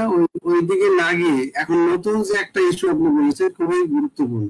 এটা আমি বলি যে নতুন একটা টেকনোলজি, এটা মানুষের দোরগোড়ায় পৌঁছতে গেলে এখন এই মুহূর্তে সরকারি যে সিস্টেম আছে সেটা হলো যে জাত উৎপাদন করবে এই বছর, এক বছর পরে 50 কেজি বিডার চিপ তৈরি করবে, সেইটা বিডিসির কাছে যাবে, তারপরে আরেক বছর পরে ফাউন্ডেশন করবে। তারা ধরেন একটা পরিমাণ হয়তো 500 কেজি পর্যন্ত উৎপাদন করলো। এরপরে এইটা আসবেই না তখনও, যতক্ষণ না বিয়ের কাছে এটা ডেমনস্ট্রেশন আকারে সারা মাঠে চলে যাবে। তার অলরেডি চলে গেছে। তারপর ডেমনস্ট্রেশন করার পরে কৃষক মনে করে যে এই জাতটা ভালো তাদের কাছে, তখন এটাকে 4 বছর, চতুর্থতম বছরে এটা তারা অ্যাকসেপ্ট করার জন্য। তো এই যে 4 থেকে 5 বছর এইটা হলো একেবারে মিনিমাম সময় লাগে একটা জাতকে পপুলার করার জন্য। কিন্তু অনেক ক্ষেত্রেই যেহেতু যেখানে ভালো ডেমনস্ট্রেশন না হয়, তাহলে প্রথম বছরই কৃষক কিন্তু ওখান থেকে ফেরার তাদের চলবে না। এইটা হলো আমাদের এই মুহূর্তে নর্মাল সিস্টেম। কিন্তু এক্সাম্পল দিতে পারি, যেটা আমি হারভেস্ট ক্লাসের থেকে আমরা করেছিলাম, এটা হলো যে আমাদের জিঙ্ক ধানের ভিতরে কম সময়ের অল্প ফলনের জাতও ছিল, বেশি ফলনের জাত আছে যেটা বিধান 74 এবং 84, সেটা 28-এর মতো ফলন দেয় এবং একই রকমের তার পারফরমেন্স, তার ভিতরে জিঙ্কের পরিমাণ বেশি আছে। এইটাকে নিয়ে একটা মডেল আকারে নিয়েছিলাম এই জন্য 2013 সাল থেকে। 2014 সাল থেকে আমরা এক্সট্রা কিছু সিট তৈরি করেছিলাম কিছু কোম্পানির মাধ্যমে। তারপরে এটা বিএডিসি তে নরমাল সিস্টেমে যাওয়ার আগে এই যে এইটাকে পপুলার করার জন্য সিডের যে প্রথমত সিড দরকার আছে, প্রথম 2 বছরের ভিতরে যথেষ্ট পরিমাণে সিড দরকার আছে একটা ভ্যারাইটি পপুলার করার জন্য, যেটা সে কে ডেমনস্ট্রেশন করবে। আবার প্রশ্ন উঠছে যে সেটা তো সরকারি ভাবে না হয়, কারণ একটা ডেমো করে কৃষকের কাছে পৌঁছানোর জন্য অনেক টাকার প্রয়োজন।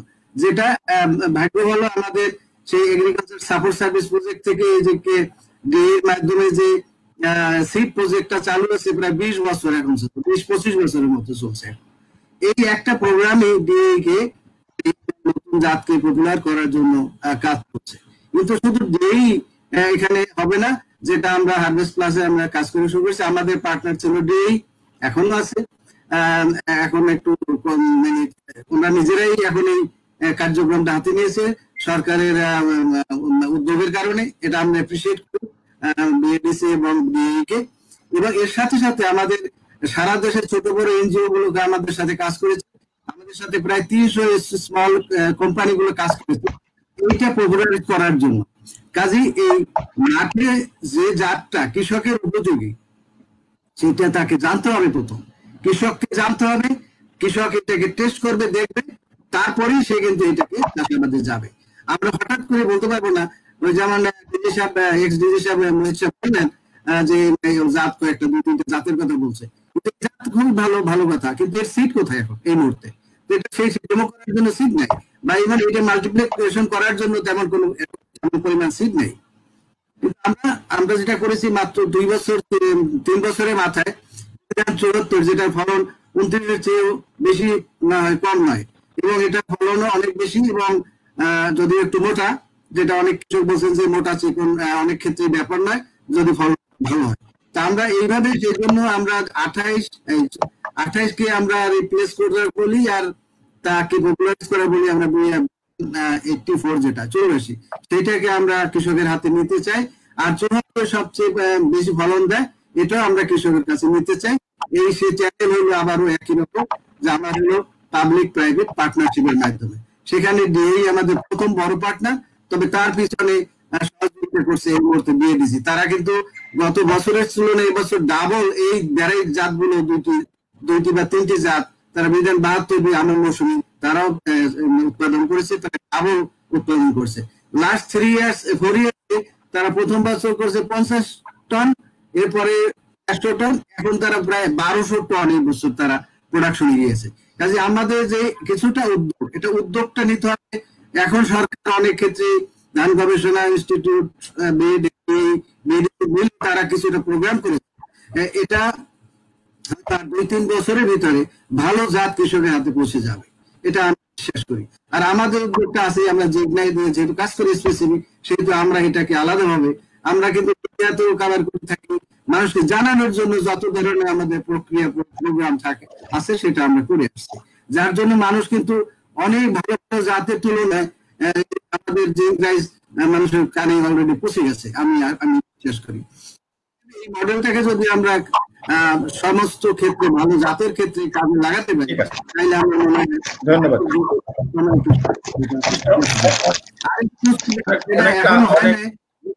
আমরা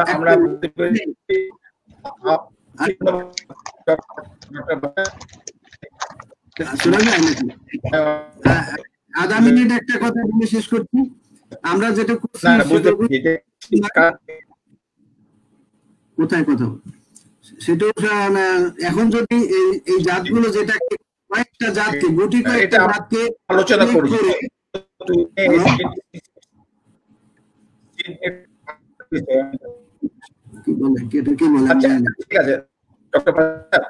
নাসিম,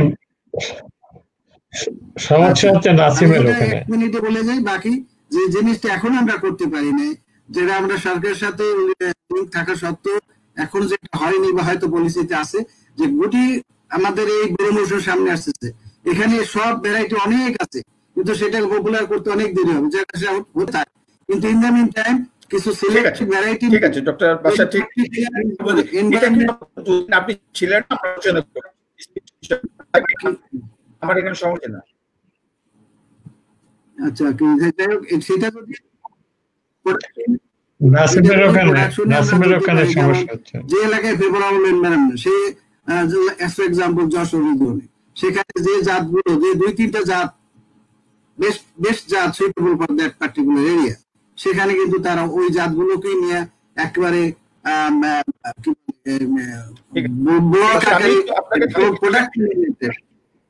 সেই অনুযায়ী ফলন আরো বৃদ্ধি পাবে।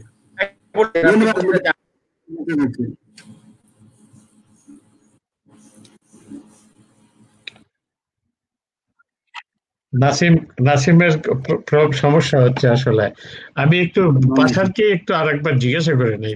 আচ্ছা বাসার, তুমি এই যে বীজ যে দ্রুত নতুন ভ্যারাইটি গুলো পৌঁছানোর জন্য যে ব্যবস্থাপনা তুমি যেটা বললা 4 বছর লেগে যাবে।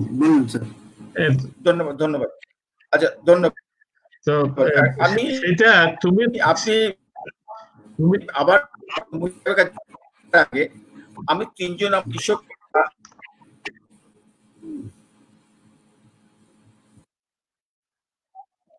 নাসিম অফ হয়ে গেছে। তুমি একটু তাহলে এই ফাঁকে ও আসার আগ দিয়ে তুমি একটু বলো যে তোমার সিডনেট ছিল, এটা ছিল, সেইগুলাকে অ্যাক্টিভেট করে আমরা এই বিএডিসির মাধ্যমে 4 বছরের ইয়েতে থাকতেছি কেন এখনো?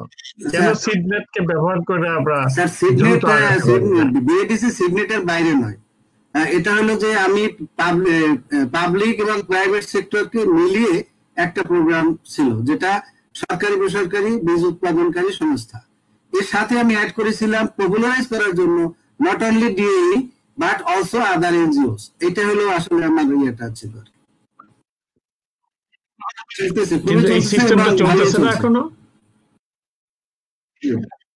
তাহলে তো ঠিক আছে, তাহলে তো বিএডিসির উপরে সবটাতে আমরা আমার কলিগ দেখেন নিজে পোস্ট করেছি, দেখেন প্রাইভেট কোম্পানি আছে 646 মেট্রিক টন, আর সেখানে বিএডিসি তারা প্রোডাকশন করেছে 1143 মেট্রিক টন এই বছরে।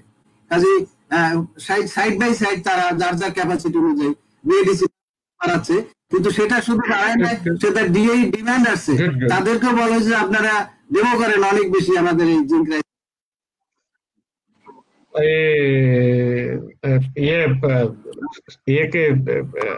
এসবি নাসিম কি আসছে ঠিক মতো? হ্যাঁ, এসবি নাসিমের জন্য অপেক্ষা করছিলাম, সে তো আজকে সঞ্চালনা করতেছে। তাহলে আচ্ছা ঠিক আছে, আপনি বলেন, আনোয়ার ফারুক ভাই আমি বলেন। বলি না, হ্যাঁ আমি তো বলছি যে আপনি যেটা প্রশ্ন করলেন যে আমাদের কিন্তু বিড়ির সিট নেটটা খুব ভালো চলতেছে, এখানে 1200 থেকে 1400 প্রাইভেট কোম্পানি সিট মাল্টিপ্লিকেশন করতেছে। এবং বিএডিসি কে আমরা দোষারোপ করবো এই কারণে যে বিএডিসি তো পাবলিক ইনস্টিটিউশন, তার তো একটা মেজর রুল আছে যে সিটটাকে পপুলার করার জন্য ইনিশিয়ালি রাখতে হয়। কারণ কৃষকের মার্কেটটা পপুলার করার জন্য একটা নেটওয়ার্ক আছে, সেটা তারা প্রপারলি করতে চায় না। ইদানিং কালে বিএডিসি বলে যে বিক্রি হয় না, আমরা করবো না। এই যে বিক্রি হয় না, করবো না, এই ধারণা থেকে বেরিয়ে আসতে হবে। এখন বিড়ির যে নেটওয়ার্কটা আছে সেক্টর, সেটা কিন্তু অনেক ডেভেলপ হয়েছে। একটা প্রশ্ন আসছিল আমাদের জিয়াউল হক বাবলু বলেছিলেন যে আজকের আমরা যারা আলোচনা করতেছি আমরা সবাই মোটামুটি পলিসি বলে দীর্ঘদিন কাজ করছি, তাহলে আমরা আমাদের সময় এগুলা কাজ করি নাই কেন? এটা কিন্তু ভুল ধারণা। কাজ যদি না করতাম তাহলে আজকে আর সিট অ্যাভেলেবেল 100% বোরোতে আমাদের 100% ফর্মাল সিট আসতো না। আজকে প্রাইভেট সেক্টরকে ব্যবসা ইন্ট্রোডিউস করা এবং বোরোতে 100% প্রাইভেট আজকাল ফর্মাল সিট ব্যবহার হওয়া, রিপ্লেসমেন্ট রেট অনেক বেশি। তার কারণটা হলো যে অ্যাভেলেবিলিটি অফ সিট। এখন মুশকিল হয়ে গেল যে অনেক সময় ফার্মারের চয়েস মতো সিট থাকে না, হাইব্রিডটাকে ইন্ট্রোডিউস করা, প্রাইভেট সেক্টরে আপনার আজকে ভেজিটেবল সিটকে ইন্ট্রোডিউস করে, এগুলো কিন্তু গত 10-12 বছরে অনেক পরিবর্তন এসেছে বাংলাদেশে। যে Bangladesh hybrid seed, vegetable seed 100% import করতো, এখন 60%ও তার ইম্পোর্ট করতে হয় না, 40% সে ইম্পোর্ট করে এবং সে এক্সপোর্ট করার সক্ষমতা হয়েছে। এগুলো কিন্তু চেঞ্জ হয়েছে, হয় নাই তা না। এবং আমরা এই প্রাইভেট সেক্টরকে সিট বিজনেসে ইন্ট্রোডিউস করেছি। প্রাইভেট সেক্টরটা আজকাল এইচওআইবি বিক্রি করতেছে এবং লেটেস্ট নীতিমালায় আমরা প্রাইভেট সেক্টরকে ধান বীজ এইচওআইবি মাল্টিপ্লিকেশনের সুযোগ দেওয়া হয়েছে, মানে ইন্ট্রোডাকশনের সুযোগ দেওয়া হয়েছে, যেটা এর আগে পলিসিতে বাইরে ছিল না। সো এগুলো পরিবর্তন আসছে এবং এই সিডের ক্রাইসিসটা মিট করার জন্য সাময়িকভাবে আমরা টিএলএস সিটকে ইন্ট্রোডিউস করেছি। এখন কিন্তু সবাই সার্টিফাইড এবং ফাউন্ডেশন যায়, বা শুরুতে কিন্তু আমরা টিএলএস দিয়ে শুরু করেছিলাম যাতে কৃষকের কাছে বীজ অ্যাভেলেবেল হয়। সুতরাং আমাদের কৃষি মন্ত্রণালয়ে যারা কাজ করেছে, কাজ হয় না এই কথাটা ভুল, অনেক হয়েছে, অনেক হয়েছে বলেই আজকে প্রোডাকশন বেড়েছে। বাট সমস্যাটা হলো যেটা আমাদের বাইরে, প্রাইসটা কিন্তু কৃষি মন্ত্রণালয় নির্ধারণ করে না। যেহেতু কৃষি মন্ত্রণালয় প্রাইসটা নির্ধারণ করে না, সেজন্য কিন্তু কৃষক প্রাইসটা পায় না। আর কৃষি যে জায়গাটা দুর্বলতা আমরা বারবার বলেছি যে এগ্রিকালচার মার্কেটিং সিস্টেমটাতে আমাদের দুর্বলতাটা বেশি, যেই কারণে কিন্তু কৃষকরা প্রাইস পাচ্ছে না। এবং যেহেতু ধানের দাম প্রকিউরমেন্ট ফুড মিনিস্ট্রি করে, সেখানে কিন্তু আপনার কৃষি মন্ত্রণালয়ের কথাটা ফুড মিনিস্ট্রি শুনতে চায় না, তখন আপনি কি করবেন? সুতরাং এখানে কিন্তু একটা মানে এই সব মিনিস্ট্রি মিলেই কাজটা করতে হবে। আমি থ্যাংক ইউ। এসবি নাসিম, কি তুমি কি are you still in the under মানে স্টিয়ারিং করতেছো কিনা? নাসিম নাসিম নাসিম এখনো মাথায় হাত দিয়ে বসে রয়েছে। জি, কথা শোনা যায় না? শোনা যায়, কথা শোনা যায় না? তুমি শুনতে পাচ্ছ কিনা সেটাই তো বুঝতেছি না। হ্যাঁ শুনতে পাচ্ছি, শুনতে পাচ্ছি, বলেন। সবার কথা শুনতে পাচ্ছি। আচ্ছা, আমি এই বর্তমান যেহেতু অনেক 7টা প্রায় 17 মিনিট হয়ে যাচ্ছে, আমি 3 জনের মধ্যে যে কোনো একজন যদি আপনারা স্বতঃস্ফূর্ত বলতেন, বদরুল হায়দার সাহেব, আমিনুর বা শিমুল, যেহেতু সময়টা অনেক কম, আমি মোহিত সাহেব এবং আমাদের সম্মানিত শিমুল হাত তুলছে। কে হাত তুলেছে? শিমুল বা যে কোনো একজন যদি বলতেন, এই পরিপ্রেক্ষিতে যেটা আলোচনা হলো, আপনারা যেহেতু মাঠ পর্যায়ে কাজ করেন, আবারও বলি, যদি আপনাদের জ্ঞানটা আমরা জানতে পারতাম, আপনাদের সমস্যাগুলো জানতে পারতাম, আশাগুলো জানতে পারতাম। মিস্টার শিমুল, আপনার মাইক্রোফোনটা অন করেন প্লিজ। ধন্যবাদ স্যার। আমি এখন আসলে আমরা যেটা আমাদের কনক্লুশনে যাচ্ছি, আমি আসলে ঠান্ডা রাখছি আমার, সেজন্য আমি আনোয়ার ফারুক স্যারকে ধন্যবাদ জানাচ্ছি যে উনি খুব চমৎকার বলছেন। এবং আমিও কিন্তু কিছুক্ষণ আগে আনোয়ার ফারুক স্যার যে বিষয়টা বললেন যে আমরা কেন ধানকে নিয়ে প্রায়োরিটি দিচ্ছি না ফিউচারের দিকে, সেটাও কিন্তু আমি হয়তো আমার ওই আলোচনার সময় হয়তো আনোয়ার ফারুক স্যার ছিলেন না। তো আমি আসলে ফিউচার নিয়ে বলতে চাচ্ছি। এখন আমি পাস্ট আমরা কি করলাম বা আসলে প্রেজেন্টলি কি ঘটতেছে আমি সেটা নিয়ে বলতে চাচ্ছি না, বাট আমি বলতে চাচ্ছি সংক্ষেপে ফিউচার নিয়ে বলতে চাচ্ছি। ফিউচার হচ্ছে হলো, দেখুন আমরা এখন সরকার ডিজিটাল বলতেছে, স্মার্ট ফার্মিং বলতেছে, ধান ক্রয়ের জন্য অ্যাপস বা অন্যান্য প্রাসঙ্গিক জিনিসগুলোকে ইমপ্রুভ করছে, বাট কৃষক কি আসলে সেই স্মার্টফোন ইউজ করে কি ধান ক্রয় করতে পারতেছে না? সেখানে কিন্তু সেটা না। বা এখন বলবেন যে ঠিক আছে স্মার্টফোন না, আমি অ্যানালগ ফোনকে, পলিফোনিক ফোন সিস্টেমকে নিয়ে যাবো, সেটাও কি কৃষক ইউজ করতে পারতেছে? সেটাও কিন্তু না, কারণ কৃষক তো এখন পর্যন্ত তার ওই টাকা ভরার ফ্ল্যাক্সিলোড করার যে ইনবক্স মেসেজটা, সেটাও সে পূর্ণাঙ্গ কিন্তু সে চেক করে না। তাহলে আমাদের চিন্তা করতে হবে, এর বাহিরে আমাদের চিন্তা করতে হবে। আমাদের সারা বাংলাদেশের প্রত্যেকটা ইউনিয়নে কিন্তু একজন দক্ষ কৃষি উদ্যোক্তা কিন্তু আছেন, সরকারি উদ্যোক্তা, কারণ সাব রেজিস্ট্রার এগ্রিকালচার অফিসার, গাদা গাদা অনেক সংগঠনও কিন্তু আছে।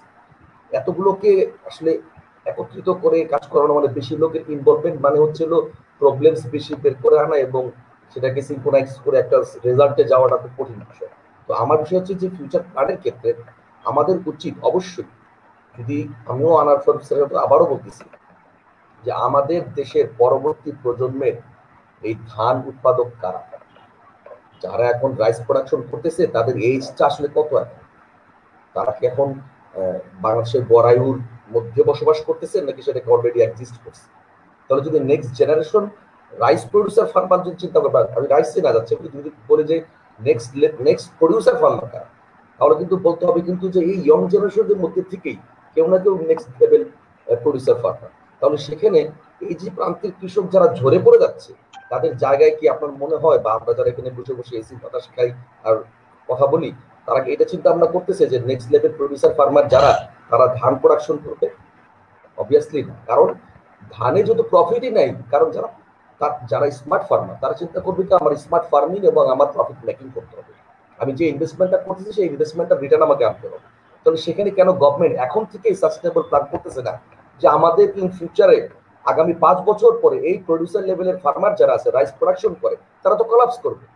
তাহলে কেন সরকার এখন থেকে চিন্তা ভাবনা করতেছে না যে আমি আগামী 5 বছরের আগে ওই ধাক্কা খাওয়ার আগে আমি কেন রাইস ফার্মার প্রডিউসার কেন আমি ইনভেস্ট করতেছি না, এবং আমি কেন স্পেসিফিক ল্যান্ড কে আমি গ্র্যাব করে রাখতেছি না, যে সরকার বরাদ্দ করে রাখবে যে এই জমিটুকু অনলি ফর রাইস প্রোডাকশন।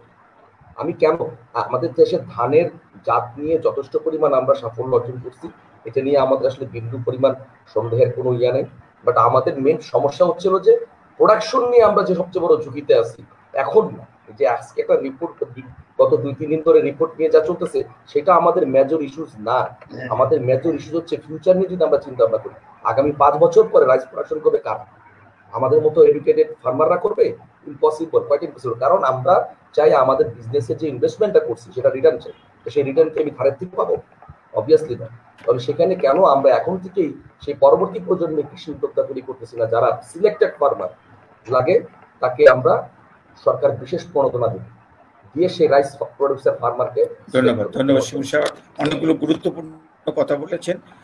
এই পরিপ্রেক্ষিতে এবং সামগ্রিক যত 10-15 মিনিট যেগুলো কথা আলোচনা হলো, এই পরিপ্রেক্ষিতে ডক্টর মোহিত আপনার কাছে জানতে চাই, যেহেতু আপনি মহাপরিচালক ছিলেন সবচেয়ে বড় অর্গানাইজেশন বাংলাদেশ কৃষিতে, সেখানে আপনার অনেক ধন্যবাদ জানার আছে এবং যেগুলো আপনি শুনলেন যে মানুষকে ধান থেকে আমি শুনছিলাম আসবে কিনা, কৃষক দাম পাচ্ছে কিনা, বিডি চিকিৎসা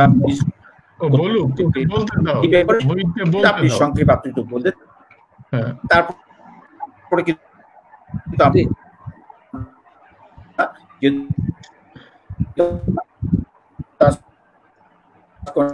ধন্যবাদ ডক্টর নাসিম। আমি এর মধ্যে খুব মনোযোগ দিয়ে শুনতেছিলাম আমাদের আনোয়ার ফোর্কসের কথা, আমাদের জিঙ্ক রাইস নিয়ে কথা হয়েছে, আমাদের সে কথাও শুনলাম, এবং আমাদের সর্বশেষ আমাদের শিমুল সাহেবের কথা শুনলাম। আসলে বিষয়গুলো এরকম হচ্ছে যে কৃষকের প্রফিটেবিলিটি চিন্তা করা, কৃষক কিসে প্রফিটেবল হবে, আমার ধান চাষে হবে না ভুট্টা চাষে হবে না আমার এই সূর্যমুখী চাষ করে হবে। তো এই বিষয়টা চিন্তা ভাবনা করা দরকার। যেমন প্রথমে আপনার যে বিষয়টি একটা প্রশ্ন ছিল আমাদের, যেমন হলো যে বিড়ি প্রায় 100-র উপরে রাইস ভ্যারাইটি বের করেছে, মাঠে কয়টি আছে, কেন ভ্যারাইটি গুলো নাই, এই বিষয়গুলো কিন্তু আসলে এখানে কথা বলার বিষয় রয়েছে। আপনারা জানেন যে ভ্যারাইটিটা ফলন ট্রেডিশনাল ভ্যারাইটি থেকে বেশি, ওইটাই আমরা কৃষকের কাছে নিয়ে যাওয়ার জন্য চেষ্টা করি। আমি ওই কথা প্রসঙ্গের আগে যেমন বলেছিলাম যে বৃধান 88, বৃধান 89, এই জাতগুলো প্রমিজিং। আমার 88টা এসেছে, 28-এ রিপ্লেস আমাদের, তারপর আমাদের 28-এর পরে আমাদের 58 এসেছিল, 58 পরে আমাদের হলো 88। ঠিক একইভাবে বৃধান 29-এর রিপ্লেসমেন্ট এসেছে আমাদের বৃধান 89। এখন 88-89-এর ফলনটা বড় মৌসুমে প্রায় হাইব্রিডের কাছাকাছি ফলন, এটি আমরা কৃষকের কাছে নিতে চাই। এখন একটা বীজ কোথায় পাবো? বীজ আমাদের কথা হলো যে বিএডিসি আমাদের বীজ উৎপাদন করবে, পাবলিক সেক্টর থেকে, এবং বিএডিসি উৎপাদন করতে গেলে তারা প্রথমেই বলে যে নতুন একটা ভ্যারাইটি বের হয়েছে, কৃষকের কাছে এখনো পরিচিত হয়নি, সেই ভ্যারাইটির বীজ উৎপাদন করে আমরা যখন বাজারে নিয়ে যাব, কৃষক তো এটা কিনবে না, আমাদের সেটা অবিকৃত অবস্থা থাকবে, এটাই তাদের বড় কোশ্চেন। তো এই কারণেই আমাদের কিন্তু কৃষি মন্ত্রণালয়ের মাধ্যমে আমরা কিন্তু একটা রাজস্ব রেভিনিউ ফান্ড নিয়ে আমরা কিন্তু নতুন নতুন জাতগুলো যেটি রিলিজ হয় তার বীজ আমরা ব্রিডারে হোক আর ফাউন্ডেশনে হোক, আমরা রিসার্চ থেকে আমরা সেটা নিয়ে কৃষকের কাছে ডেমনস্ট্রেশন করি, এবং যদি এটা ফলাফল দেখা যায় খুবই প্রমিজিং, খুবই ভালো, আমরা কৃষকের কাছে একদম প্রতিটি দানা হিসেবে বীজ হিসাবে আমরা কৃষকের কাছে সংরক্ষণ করি, এবং সেই পরবর্তীতে আবার সেটি ওই এলাকায় কিংবা অন্য এলাকায় সম্প্রসারিত করার চেষ্টা করি। অন্তত এই আমাদের এই যে নতুন জাতগুলো যখন সম্প্রসারিত হয় তখন বিএডিসির কাছে আমরা সিড প্রমোশন কমিটির মাধ্যমে তাদেরকে আমরা চাহিদা দিই যে আপনাদের এই জাতগুলো আমাদের বেশি উৎপাদন করতে হবে। তো তখন তারা সেই জাতগুলো করে এবং তার পরবর্তীতে মাঠে যায়। তো এখন কথা হচ্ছে যে এই যে এত জাত আমরা মাঠে যাই থাকুক না কেন, আমি যদি আজকে বলি এই ডক্টর খায়রুল বাশার, যিনি হারভেস্ট প্লাস থেকে জিঙ্ক রাইসের উপর কাজ করছেন দীর্ঘদিন থেকে, এবং কতগুলো প্রমিটিং ভ্যারাইটিও আমরা জানি, যেমন বিধান 74-এর ফলন অনেক ভালো এবং কৃষকরা ভালো মানে উৎপাদন করছে। এখন যদি আমি বলি যে আমি জিঙ্ক সমৃদ্ধ ভাত খেতে চাই, আমি বাজার থেকে 5 কেজি আমি 10টা রিচ জিঙ্ক রিচ এরকম আমি ভ্যারাইটি, আমি 74 ভ্যারাইটির চাল আমি চাই 5 কেজি, আমি বাসায় এনে খাবো, আমি কি বাজারে যে রাইসটা পাবো? নিশ্চয়ই না, আমার মনে হয় পাবো। আমি বাজারে যেয়ে পাবো মিনিকিট, পাবো হলো নাজার সাইল, পাবো হলো ওই এই ধরনের অনেক 2-1টা ভ্যারাইটি আমাদের বাজারে সাংঘাতিক ভাবে আমাদের আছে। এই বিষয়গুলো আমাদের চিন্তা ভাবনা করা দরকার। যদি সেইভাবে করে ভ্যারাইটি গুলোকে আমরা মাঠে নিই এবং সেটাকে আবার মার্কেট প্লেসে এনে সেইভাবে আইডেন্টিফাই করে আমরা ভোক্তাদের কাছে তুলে দিই, একটা বিষয় রয়েছে। আর কৃষকের ন্যায্য মূল্যের বিষয় রয়েছে। পাশাপাশি ধান উৎপাদন করে উৎপাদন খরচ এবং ধানটা বিক্রি করে কৃষকের কতটুকু লাভ হয়, পাশাপাশি যদি আমার ভুট্টা উৎপাদন করা হয় তাহলে ভুট্টার ক্ষেত্রে লাভটা কিরকম হয়। এখানে কিন্তু দেখা যায় যে ভুট্টা উৎপাদন করে কৃষকরা কিন্তু লাভজনক একটা প্রফিটেবল স্টেজে চলে যায়। আনোয়ার ফারুক স্যার বলেছেন যে ভুট্টার তো জমি কোথায় পাওয়া যাবে, আমার ওই সময় বোক আবাদ হচ্ছে, আলু আবাদ হচ্ছে, তাহলে ভুট্টার জমি পাবো কোথায়?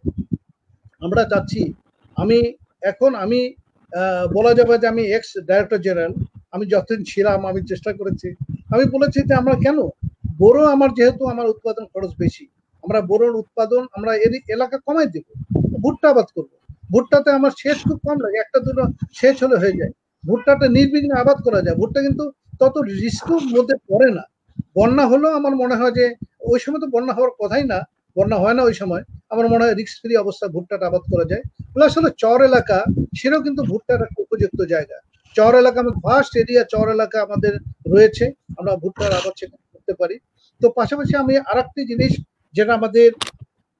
যেটা আমি বলবো যে আমাদের এই যে নতুন জাতগুলো আমাদের সামনে যে আসছে, বড় সিজন আসছে, আমাদের রবি সিজনের মধ্যে আমাদের শুধু আমাদের ইন্টারভেনশনটা যেটা দিতে হবে সেটা হলো আমাদের যেটা কৃষকের কাছে লাভজনক হবে, উচ্চ ফলনশীল জাত, যেটা ফলন বেশি হবে, এই জাতগুলো নিয়ে যাওয়া, এবং যত প্রযুক্তি আছে, উন্নত প্রযুক্তি, এই প্রযুক্তিগুলো ইনশিওর করা। আমি মনে করি যেমন আমাদের সামনে বড় মৌসুমে আমরা যদি শুধু বলি যে আমাদের এই সিডবেডটা যদি আমার আইডিয়াল সিডবেড করা হয়, যেমন আমার আইডিয়াল সিডবেড না করলে আমার যখন ঠান্ডার প্রকোপ আসে, আমাদের কোল্ড ইনজুরিতে পড়ে যায় সিডলিং, সেক্ষেত্রে কিন্তু আমরা বলি পলিথিন দিয়ে ঢেকে দেওয়ার জন্য। এখন আইডিয়াল সিডবেড না হলে আমার পলিথিন দিয়ে ঢাকবো কেন করে? কৃষকের একসাথে 10 শতক 15 শতক 1 বিঘা পর্যন্ত বীজতলা করে ফেলে একসাথে, যেখানে কোনো বেড সিস্টেম থাকে না। তাহলে এই যে 1 বিঘা পরিমাণ বীজতলা যদি কোল্ড ইনজুরি থেকে বাঁচাতে চাই, তাহলে আমার কিভাবে আমি সেটা পলিথিন দিয়ে আমি সেটাকে ঢেকে রেখে তাকে সেভ করবো? তো কাজে এখানে আইডিয়াল সিডবেড থেকে শুরু করে আমার সিডটাও যেটা আমার কোয়ালিটি সিড, একজন দেখলাম যে কে জানি মেসেজে থ্রো করেছে যে আমি বীজ নিয়েছিলাম, আমার চিটা হয়েছে, আমার ক্ষতিটা কে পুষিয়ে দেবে? তো কাজেই আমার বীজটাকে কোয়ালিটি সিড সেটা একটা ইনশিওর করা, আমার আইডিয়াল সিডবেড থেকে শুরু করে আমার যেটা আমার হলো টাইমলি ট্রান্সপ্লান্ট করা সঠিক বয়সের চারা, এবং যে এলাকার জন্য যে রিকমেন্ডেড করা আছে যে হাওড় এলাকার জন্য আমার এই সময় ট্রান্সপ্লান্ট করতে হবে, আমার দক্ষিণ অঞ্চলের জন্য এই সময় ট্রান্সপ্লান্ট করতে হবে, ঠিক অঞ্চল ভিত্তিক সে সময় মতো আমাদের রোপণ করা, সময় মতো বয়সের চারা রোপণ করা, এই অনেকগুলো ফ্যাক্টর রয়েছে, যে ফ্যাক্টরগুলো, যে প্রযুক্তিগুলো, এগুলো যদি আমরা কৃষকের কাছে পর্যায়ক্রমে নিয়ে যাই, তাহলে কিন্তু এটা কৃষকরা এখানে উৎপাদনটা, যে এই যে আমরা বলি যে উৎপাদন হ্রাস হয়ে গেল, এই উৎপাদন হ্রাস প্রকৃতির ছাড়াও, প্রকৃতির কারণে, ন্যাচারাল ডিজাস্টারের কারণে যদি হয় সে আলাদা কথা, কিন্তু ন্যাচারাল ডিজাস্টার ছাড়াও যখন প্রযুক্তিগুলো আমরা সমৃদ্ধ করে কৃষকের কাছে আমরা সে প্রযুক্তিগুলো নিয়ে যখন নিয়ে যাব, যদি কোনো প্রাকৃতিক ডিজাস্টার, প্রাকৃতিক দুর্যোগ না হয়, তাহলে কিন্তু কৃষক ভালো উৎপাদন পাবে, ভালো ফলন তারা তুলতে পারবে। পাশাপাশি যেটা বাজারের বিষয় রয়েছে, মূল্যর যে বিষয়টা রয়েছে, এই চাষিকে সঠিক দাম না দিলে, তাদের কাছে প্রফিটেবল না করলে, তাহলে কোনোটাই সেক্ষেত্রে আমার চাষি গ্রহণ করতে চাবে না বা নেবে না। তো কাজেই এখানে প্রফিটেবিলিটি এবং প্রাইস রিস্কটা, ঝুঁকিটা কমানো, এটাও কিন্তু একটা বিষয় চিন্তা ভাবনা করা দরকার। সবাই যদি এই, আমি বিশেফ ফাউন্ডেশনকেও ধন্যবাদ জানাই যে এত সুন্দর একটা আলোচনা, একটা স্কোপ করে দিয়েছে, এবং আমার মনে হয় অনেকেই এখানে দেখছে, অনেকেই মতামত প্রকাশ করছে। বিশেফ ফাউন্ডেশন আমি জানি, এর আগেও আরেকটি প্রোগ্রামে ছিলাম, এবং সুন্দরভাবে এই কথাগুলো নিয়ে যদি রাইট আপ করে নিয়ে, যেমন আমাদের সঞ্চালক বলছিলেন আমার প্রফেসরের কাছে যে আপনি পলিসি লেভেলের এগুলি কথাগুলো উপস্থাপন করেন, আমার মনে হয় বিশেফ ফাউন্ডেশন থেকেও এই ধরনের কথাবার্তাগুলো যেটা আসবে সারসংক্ষেপ আকারে পলিসি লেভেলে যদি দেওয়া যায়, এবং এটা দেশের জন্য, কৃষকের জন্য এটা লাভবান হবে, এবং সেক্ষেত্রে কৃষি সমৃদ্ধ হবে, আমি এ বলে মনে করি। ধন্যবাদ। ধন্যবাদ ডক্টর মোহিত সাহেব, অত্যন্ত সুন্দর কথা বলেছেন, এবং মনে করি আমাদের মনের কথা আপনি বলেছেন। বাট একটা জিনিস আমরা খেয়াল করি যে কনফ্লিক্ট অফ আওয়ার ইস্যুস না হয়, ইন্টারেস্ট বলবো না, আপনি হয়তো বলবেন যে হ্যাঁ ভুট্টা করা দরকার, আমি হয়তো বলবো ধান করা দরকার, এখানে একটা কম্প্রোমাইজও করা দরকার। এখানে আসলে লাভের ব্যাপার না, ধানটা আমাদেরকে রাখতে হবে ফর ফুড সিকিউরিটি ইস্যুস। আমি যদি হাই ইল্ডটা বাড়াতে পারি, 6 থেকে 8 টন করতে পারি, 9 টন করতে পারি, অটোমেটিকলি জায়গা কিন্তু আমার কমে আসবে। তখন ওই যে বাড়তি যে জায়গাটা বেঁচে গেল, সেই জায়গাতে আমি ভুট্টা করতে পারেন, আলু করতে পারেন, অন্যান্য শাকসবজি করতে পারেন। আপনি হয়তো জানেন, কালকে আমরা আলোচনা করছি 70 থেকে 80 হাজার কোটি টাকা আমরা ডাল শস্য, তেল শস্য আমরা আমদানি করি, এবং আজকে তো জেনারেল আমাদের ফারুক সাহেব বললেন কয়েক লক্ষ টন আমরা ভুট্টা আমরা আমদানি করি। এটা আমরা অনেক কিছু আমদানি করি, বিভিন্ন কারণে আমাদের সেরকম ভ্যারাইটি নাই, আমরা জায়গা পাই না, বা আমাদের টেকনোলজিগুলো আসে নাই। বাট এটা থাকবে, আমরা সব ক্রপ করতে পারবো তা কিন্তু না, আমাদের যেটা সুইটেবল, ধান আমাদের সুইটেবল, কোনো ক্ষেত্রে ভুট্টা সুইটেবল, কোনো শাকসবজি সুইটেবল, আর কিছু তো ইম্পোর্ট করতে হবে। একটা খুব মূল্যবান কথা আজকে আলোচনা, প্রায় 1.5 ঘন্টার মতো আমরা আলোচনা করলাম 2-3টা মেজর ইস্যু, যেটা আমরা আমাদের সম্মানিত চেয়ারম্যান মহোদয়কে জানাতে, সভাপতি মহোদয়কে জানাতে চাই, যেটা বারবার আনোয়ার ফারুক সাহেব বলেছেন, দাম। কৃষকটা যদি দাম না পায়, সে কৃষক কৃষি থেকে তারা সরে যাবে। আর একটা বলেছেন যে stability in the market driven, এটা একটা ব্যাপার আমরা অন্তত আলোচনা করেছি। আর সরকার কোথায় সহায়তা দিচ্ছে, এই সহায়তাগুলো আমাদের একটু চিন্তা করতে হবে। গবেষণা মাঠগুলো যাচ্ছে কি যাচ্ছে না, অনেকগুলো ইস্যু এই গত 3 দিন কিন্তু আসছে। আমি আশা করি অনেকেরা শুনছেন আমাদের, আমি গতকালকে বলেছি, আজকেও বলি, serious situation demand serious action. যদি কোনো কারণে আমাদের ফলন 10 লক্ষ টন কম হয়, ধরে নিই, আল্লাহ মাহফুজ হবে না হয়তো বা, তখন আমরা কি করবো? আমরা গতকালকে বলেছি 70 দশকে দেখেছি, 5-7-8 বছর আগে আমরা দেখেছি, ধানের ফলন করলে আপনি পয়সা থাক ধান কিনতে পারবেন না। এখন পৃথিবী এখন অনেক বেশি কনজারভেটিভ হয়ে গেছে, তারা তাদের দেশে মানুষ সবার আগে খাওয়া। কদিন আর পেঁয়াজের ব্যাপার দেখলাম, কদিন আগে আলুর ব্যাপারও দেখলাম, বাট এটা আমাদের মাথার মধ্যে রাখতে হবে। যাক, এই সমস্ত পরিপ্রেক্ষিতে এবং কৃষকদের ভালো ভালো কথা শুনলাম, আপনাদের অনেক ধন্যবাদ। যেটা উপর থেকে দেখি সেটা আপনার মাঠ থেকে দেখেছেন, আমাদেরকে বলেছেন, এবং সেই আমি আশা করি সেই জিনিসটা আমরা ট্রান্সলেট করবো। আর যেটা মোহিত সাহেব বললেন, এই প্রতি একটা কথা বলি, আমরা গত পরশুদিন সময় আমাদের সভাপতি মহোদয় বলেছে, আমরাও বলেছি, গত কয়েক মাসের যে ডিসকাশন, এটা আমরা একটা বই আকারে, একটা ডকুমেন্ট আকারে তৈরি করছি। এটা খুব সময় 21শে ফেব্রুয়ারি এটা আমাদেরকে সরকার মহোদয় প্লাস বিভিন্ন যারা স্টেক হোল্ডার আছে তাদেরকে দেওয়া হবে, তাদের মতামত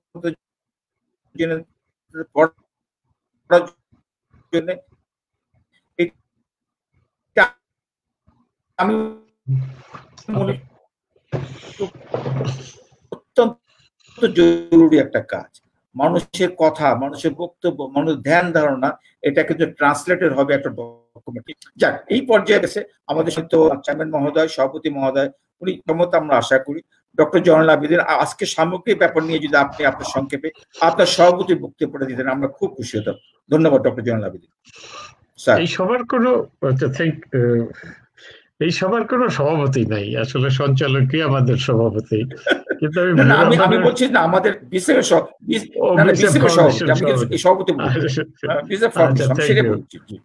আসলে মানে 1.5 ঘন্টা হয়েই গেছে, ফলে আমি আরো 10 মিনিট নিতে চাই না, কারণ এত সুন্দর আলোচনা হয়েছে, সবগুলার হাইলাইট করতে গেলে আরো 10 মিনিট লেগে যেতে পারে, কিন্তু সেটার মধ্যে যেতে চাই না। আমি মূল বিষয় যেটা হলো যে আমাদের মোট উৎপাদন একটা ঝুঁকির সম্মুখীন হয়ে গেছে, কারণ মানে আমাদের যে 3 দিন আগে আমরা আলোচনাটা শুরু করেছিলাম যে ইউএসএইড পরিসংখ্যান তাদের তথ্য অনুযায়ী বাংলাদেশে এই গত আমনের কম ফলন এবং তার প্রভাব বোরোতেও পড়তে পারে এবং সামনের আউশেও পড়তে পারে, এই সব কিছু দিয়ে একটা মোট কথা 5-6 লক্ষ টন খাদ্য উৎপাদন কম হতে পারে। ঘাটতি বলা হচ্ছে না, উৎপাদন কম হতে পারে। তো এইটা উৎপাদন কম হলে আসলে আমরা যেরকম মার্জিনালি রয়েছি এখন, ফলে এটা একটা বাজারের উপরে, খাদ্য সংকটের উপরে পড়তেই পারে। বাংলাদেশ সরকার নিজেই সেখানে 50,000 টন চাল আমদানি করার কথা ভাবছে। এইটার থেকে আমাদের আসলে এই সমস্ত আলোচনার সূত্রপাত হয়েছে যে তাহলে আমাদের কৃষকরা কোথায় আছে এবং ওই খাদ্য ফুড সেফটি যেটা বলি, খাদ্য নিরাপত্তা, সেটাই বা কোথায় আছে। আর সেই খাদ্য নিরাপত্তা করতে গিয়ে সরকার যে ব্যবস্থা নিচ্ছে সেটাই সঠিক নাকি অন্য কিছু সঠিক, এগুলো নিয়ে আলোচনা হয়েছে। আমরা বলেছি যে কেউ কেউ এই কথাটা বলেছেন যে না, এই বিদেশ থেকে আমদানি না করে আপনি দেশের মার্কেটে তো ধান আছে, সেখান থেকে আপনি প্রকিউর করেন না কেন? মিল মালিকদেরকে কেন আমরা নিয়ন্ত্রণ করতে পারছি না? তারা কেন মানে চাল সরকার যে দামে কিনতে যাচ্ছে, ন্যায্য দামই সেটা সরকার যেটা অফার করতে, সেটাতে কেন কিনতে পারছে না?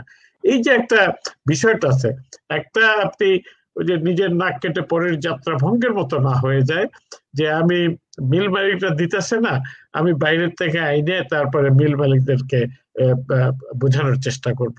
সেটাতে আরো আমার কৃষকের ক্ষতি হয়ে যেতে পারে, কারণ তখন বাজার দরের, ধানের বাজার দরের উপরে ক্ষতি হতে পারে। একেতেই আমরা বারবার বলতেছি যে কৃষক ধানের আবাদের দাম পায় না দেখে কৃষক ক্ষতিগ্রস্ত হচ্ছে। কখনো কখনো, সবসময় যে তা নয়, কিন্তু বেশিরভাগ সময় তারা দাম ঠিক মতো পায় না। ব্যবসা যেটা করে হলো মিল মালিকেরা বা এরা ব্যবসা করে মূলত।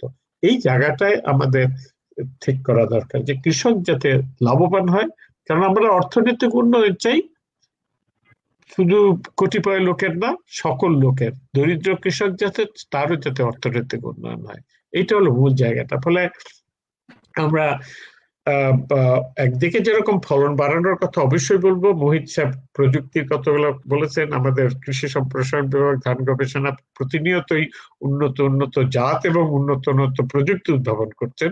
সেগুলো কৃষক যাতে ব্যবহার করতে পারে, তার কাছে যাতে পৌঁছায় সেই জ্ঞান, সেগুলো যাতে ব্যবহার করতে পারে, সেটার দিকে আমাদের নজর দিতে হবে, যাতে করে ফলনটা বাড়ে, ফলনটা বাঁচাতে পারে। ফলনটা বাড়লে আর উৎপাদন খরচটা যদি কমে, তাহলেও সেখানে তার লাভের সম্ভাবনা থাকে। কিন্তু সেই সাথে আমাদের দরকারটা হলো বাজার ব্যবস্থাপনা। এই যে ফরিয়া, তারপরে মিল মালিক, তারপরে যে বাকি যে জায়গাগুলো আছে, সবকিছু এই টোটাল ভ্যালু চেইন যেটা আছে, বাজারজাতের ব্যবস্থাপনা, এই জায়গাটা আসলে আমার মনেই হয় সরকারের ভালো করে নজর দেওয়া দরকার। বাকি যেগুলো ইস্যুগুলো আছে, এগুলো ম্যানেজ করা অবশ্যই করার চেষ্টা হচ্ছে, করা সম্ভবই আছে। কারণ এই যে আমরা সিড সিস্টেমের কথা বলছি, এটা এখনো মনে হয় যে আরো ইমপ্রুভ করার দরকারই আছে, কিন্তু তবুও এটা অনেক ভালো গতিতে ইমপ্রুভ করার চেষ্টা করছে। সবকিছুতেই আমাদের যাওয়া দরকার, কিন্তু দরকার যেটা আমি আবারও মনে করি যে ফলনটা যাতে বৃদ্ধি হয়, মোট উৎপাদনের জন্য ফলনটা যাতে বৃদ্ধি হয়, তার জন্য উন্নত জাত, উন্নত কলা কৌশল, এইগুলা কৃষকের কাছে নজরে আনতে হবে। আর সেই সাথে উৎপাদিত ফসলের যাতে মূল্য পায় ঠিক মতো, সেটা থাকতে হবে। বাধ্য হয়ে কৃষক অনেক সময় মানে কৃষকেরা তো বাধ্য হয়ে কৃষি কাজ করছে অনেকে, যদি না অন্য সুযোগ থাকতো তাহলে তার এক জায়গায় চলেই যাইতো, কিন্তু এখানে যাওয়া দরকার। আমি শুধু মুহিতের সঙ্গে একটা জবাব দিয়ে শেষ করতে চাই, সেটা হলো ধান করব না ভুট্টা করব, এই আলোচনাটা আমরা কালকে খুব একটা আলোচনা ছিল যে এবং কয়েকদিন আগে ধানের তুষ্টি ধানের পুষ্টি ধানের তুষ্টি এগুলো নিয়ে কথা হয়েছে। ফলে আমরা মনেই করি যে আমাদের খাদ্যাভ্যাস, আমাদের কৃষ্টি সংস্কৃতি, কালচার সবকিছুই এগ্রিকালচারের মধ্যে নিহিত রয়েছে। এইটা হয়তো কোনোদিন হবে। আমার মনে আছে যে গম খাওয়ানো ভুট্টা খাওয়ানোর 60-এর দশকের গোড়ার দিকে পাবনাতে গুলিগালাজ পর্যন্ত হয়েছে। আমরা কারণ সেই গম আমরা এখন খাচ্ছি, ভুট্টাও এখন খাচ্ছি। হয়তো খাদ্যাভ্যাস এখন থেকে 20 বছর 30 বছর পরে পরিবর্তন হয়েও যেতে পারে, কিন্তু it's a long term thing. আমরা আসলে ওই জায়গায় থাকতে যেতে চাই না। অর্থনীতিটা গুরুত্বপূর্ণ, কিন্তু আমার যে মূল জায়গাটা, যে আমার মূল জায়গাটা চাল, আমি সেটাকে আসলে ছেড়ে দিয়ে অর্থনীতির জন্য যাইতে চাই না। আর অর্থনীতি যদি একমাত্র গুরুত্বপূর্ণ হইতো তাহলে আমরা গাঁজার চাষ বন্ধ করতাম না। গাঁজার চাষে অনেক বেশি লাভ হয়, ধানের না করে মানুষ গাঁজার চাষ করতে পারত। কারণ আমরা সামাজিক বিষয়গুলো গুরুত্বপূর্ণ, মানুষের কল্যাণ কোথায় আছে সেটাও গুরুত্বপূর্ণ। ভুট্টা ভালো, আমি বলছি না এটা নিষিদ্ধ, কিন্তু আমাদের মাছে ভাতে বাঙালি কথাটার থেকে সরে যেতে চাই না আমরা। তো যেখানে যেখানে অপ্রয়োজিত জায়গা আছে সেখানে ভুট্টা করি, অসুবিধা নাই, আমি সেটার বিরোধী না। ভুট্টা যেখানে যেখানে ধান করা যাবে না, অথবা কিন্তু ধানকে রিপ্লেস করে ভুট্টা করা হোক, এটার আমি পক্ষপাতী নই এখন পর্যন্ত। আচ্ছা, এইখানে শেষ করতেছি যে মোহিত তোমাকে ধন্যবাদ, খায়রুল বাশার তোমাকে ধন্যবাদ, এই যে পলাশ না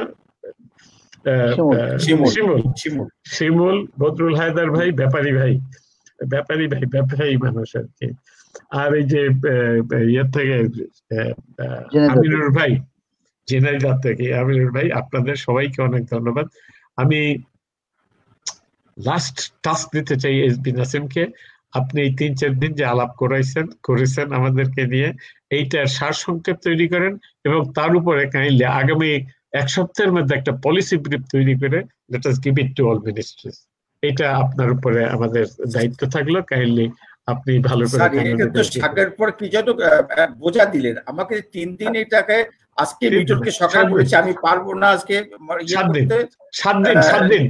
7 দিন না মিটনকে আজকে সকালে আমি বলেছি, মিটন আমাকে মাফ করতে হবে, আলোচনাটা পরে করি, ঠিক আছে। এখন আমি মোহিত সাহেবের কথা পরিপ্রেক্ষিতে ধন্যবাদ স্যার, অনেক সুন্দর কথা বলেছেন, ভেরি গুড। এটা একদম আমি বলি যে একটা কনক্লুসিভ একটা রিমার্কস, সবার জন্য খুব গ্রহণযোগ্য। একটা সংখ্যায় বলি, আমি কিন্তু ইদানিং অনেক কিছু খেয়াল করার চেষ্টা করি। আপনি তো জানবেন বাংলাদেশে প্রায় 40% of Bangladesh area is coming out of the sea.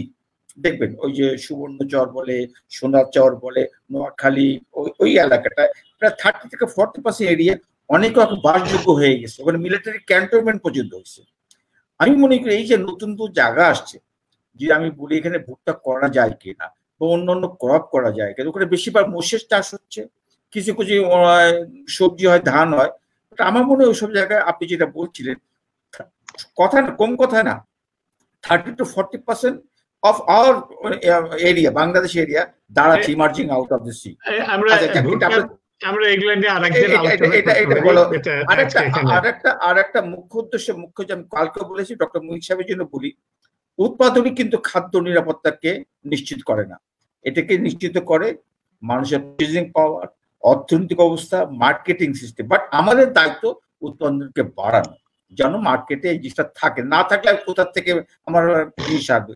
আরেকটা জিনিস শঙ্কার ব্যাপার, সেটা হয়তো মিটন একদিন চিন্তা করে দেখবে, এই যে করোনার কারণে আমাদের কিন্তু অর্থনীতির উপর চাপ আসছে, মানুষ গ্রামে চলে যাচ্ছে এবং অনেক লোক দরিদ্র সীমানার নিচে চলে যাচ্ছে। এটাও কিন্তু আমাদের খাদ্য নিরাপত্তার জন্য বড় ধরনের একটা শঙ্কা, এটা কিন্তু মাথায় রাখতে হবে। প্রোডাকশন বাড়লাম, মানুষ কিনতে পারলো না, সেটাও কিন্তু একটা বড় ধরনের শঙ্কা। এটা নিয়ে হয়তো আরেকটা দিন আলোচনা হতে পারে। এখন আমি মিঠুন সাহেবকে বলি ধন্যবাদ সবাইকে। সবাই যে এতক্ষণ ছিলেন, খুব সুন্দর মতামত এসে, প্রায় 2.5 ঘন্টা আলোচনা করলাম। আমি জানি না কোনোদিন এত বড় আলোচনা হয়েছে কিনা। যারা দেখছেন দর্শক সবাইকে আমি ধন্যবাদ জানাই। আমাদের জন্য দোয়া করবেন। আপনার সবাই ভালো থাকবেন। Over to Miton. Thank you very much. অনেক অনেক ধন্যবাদ। আর কথা নয়, এবার আমাদের শেষ করতে হবে।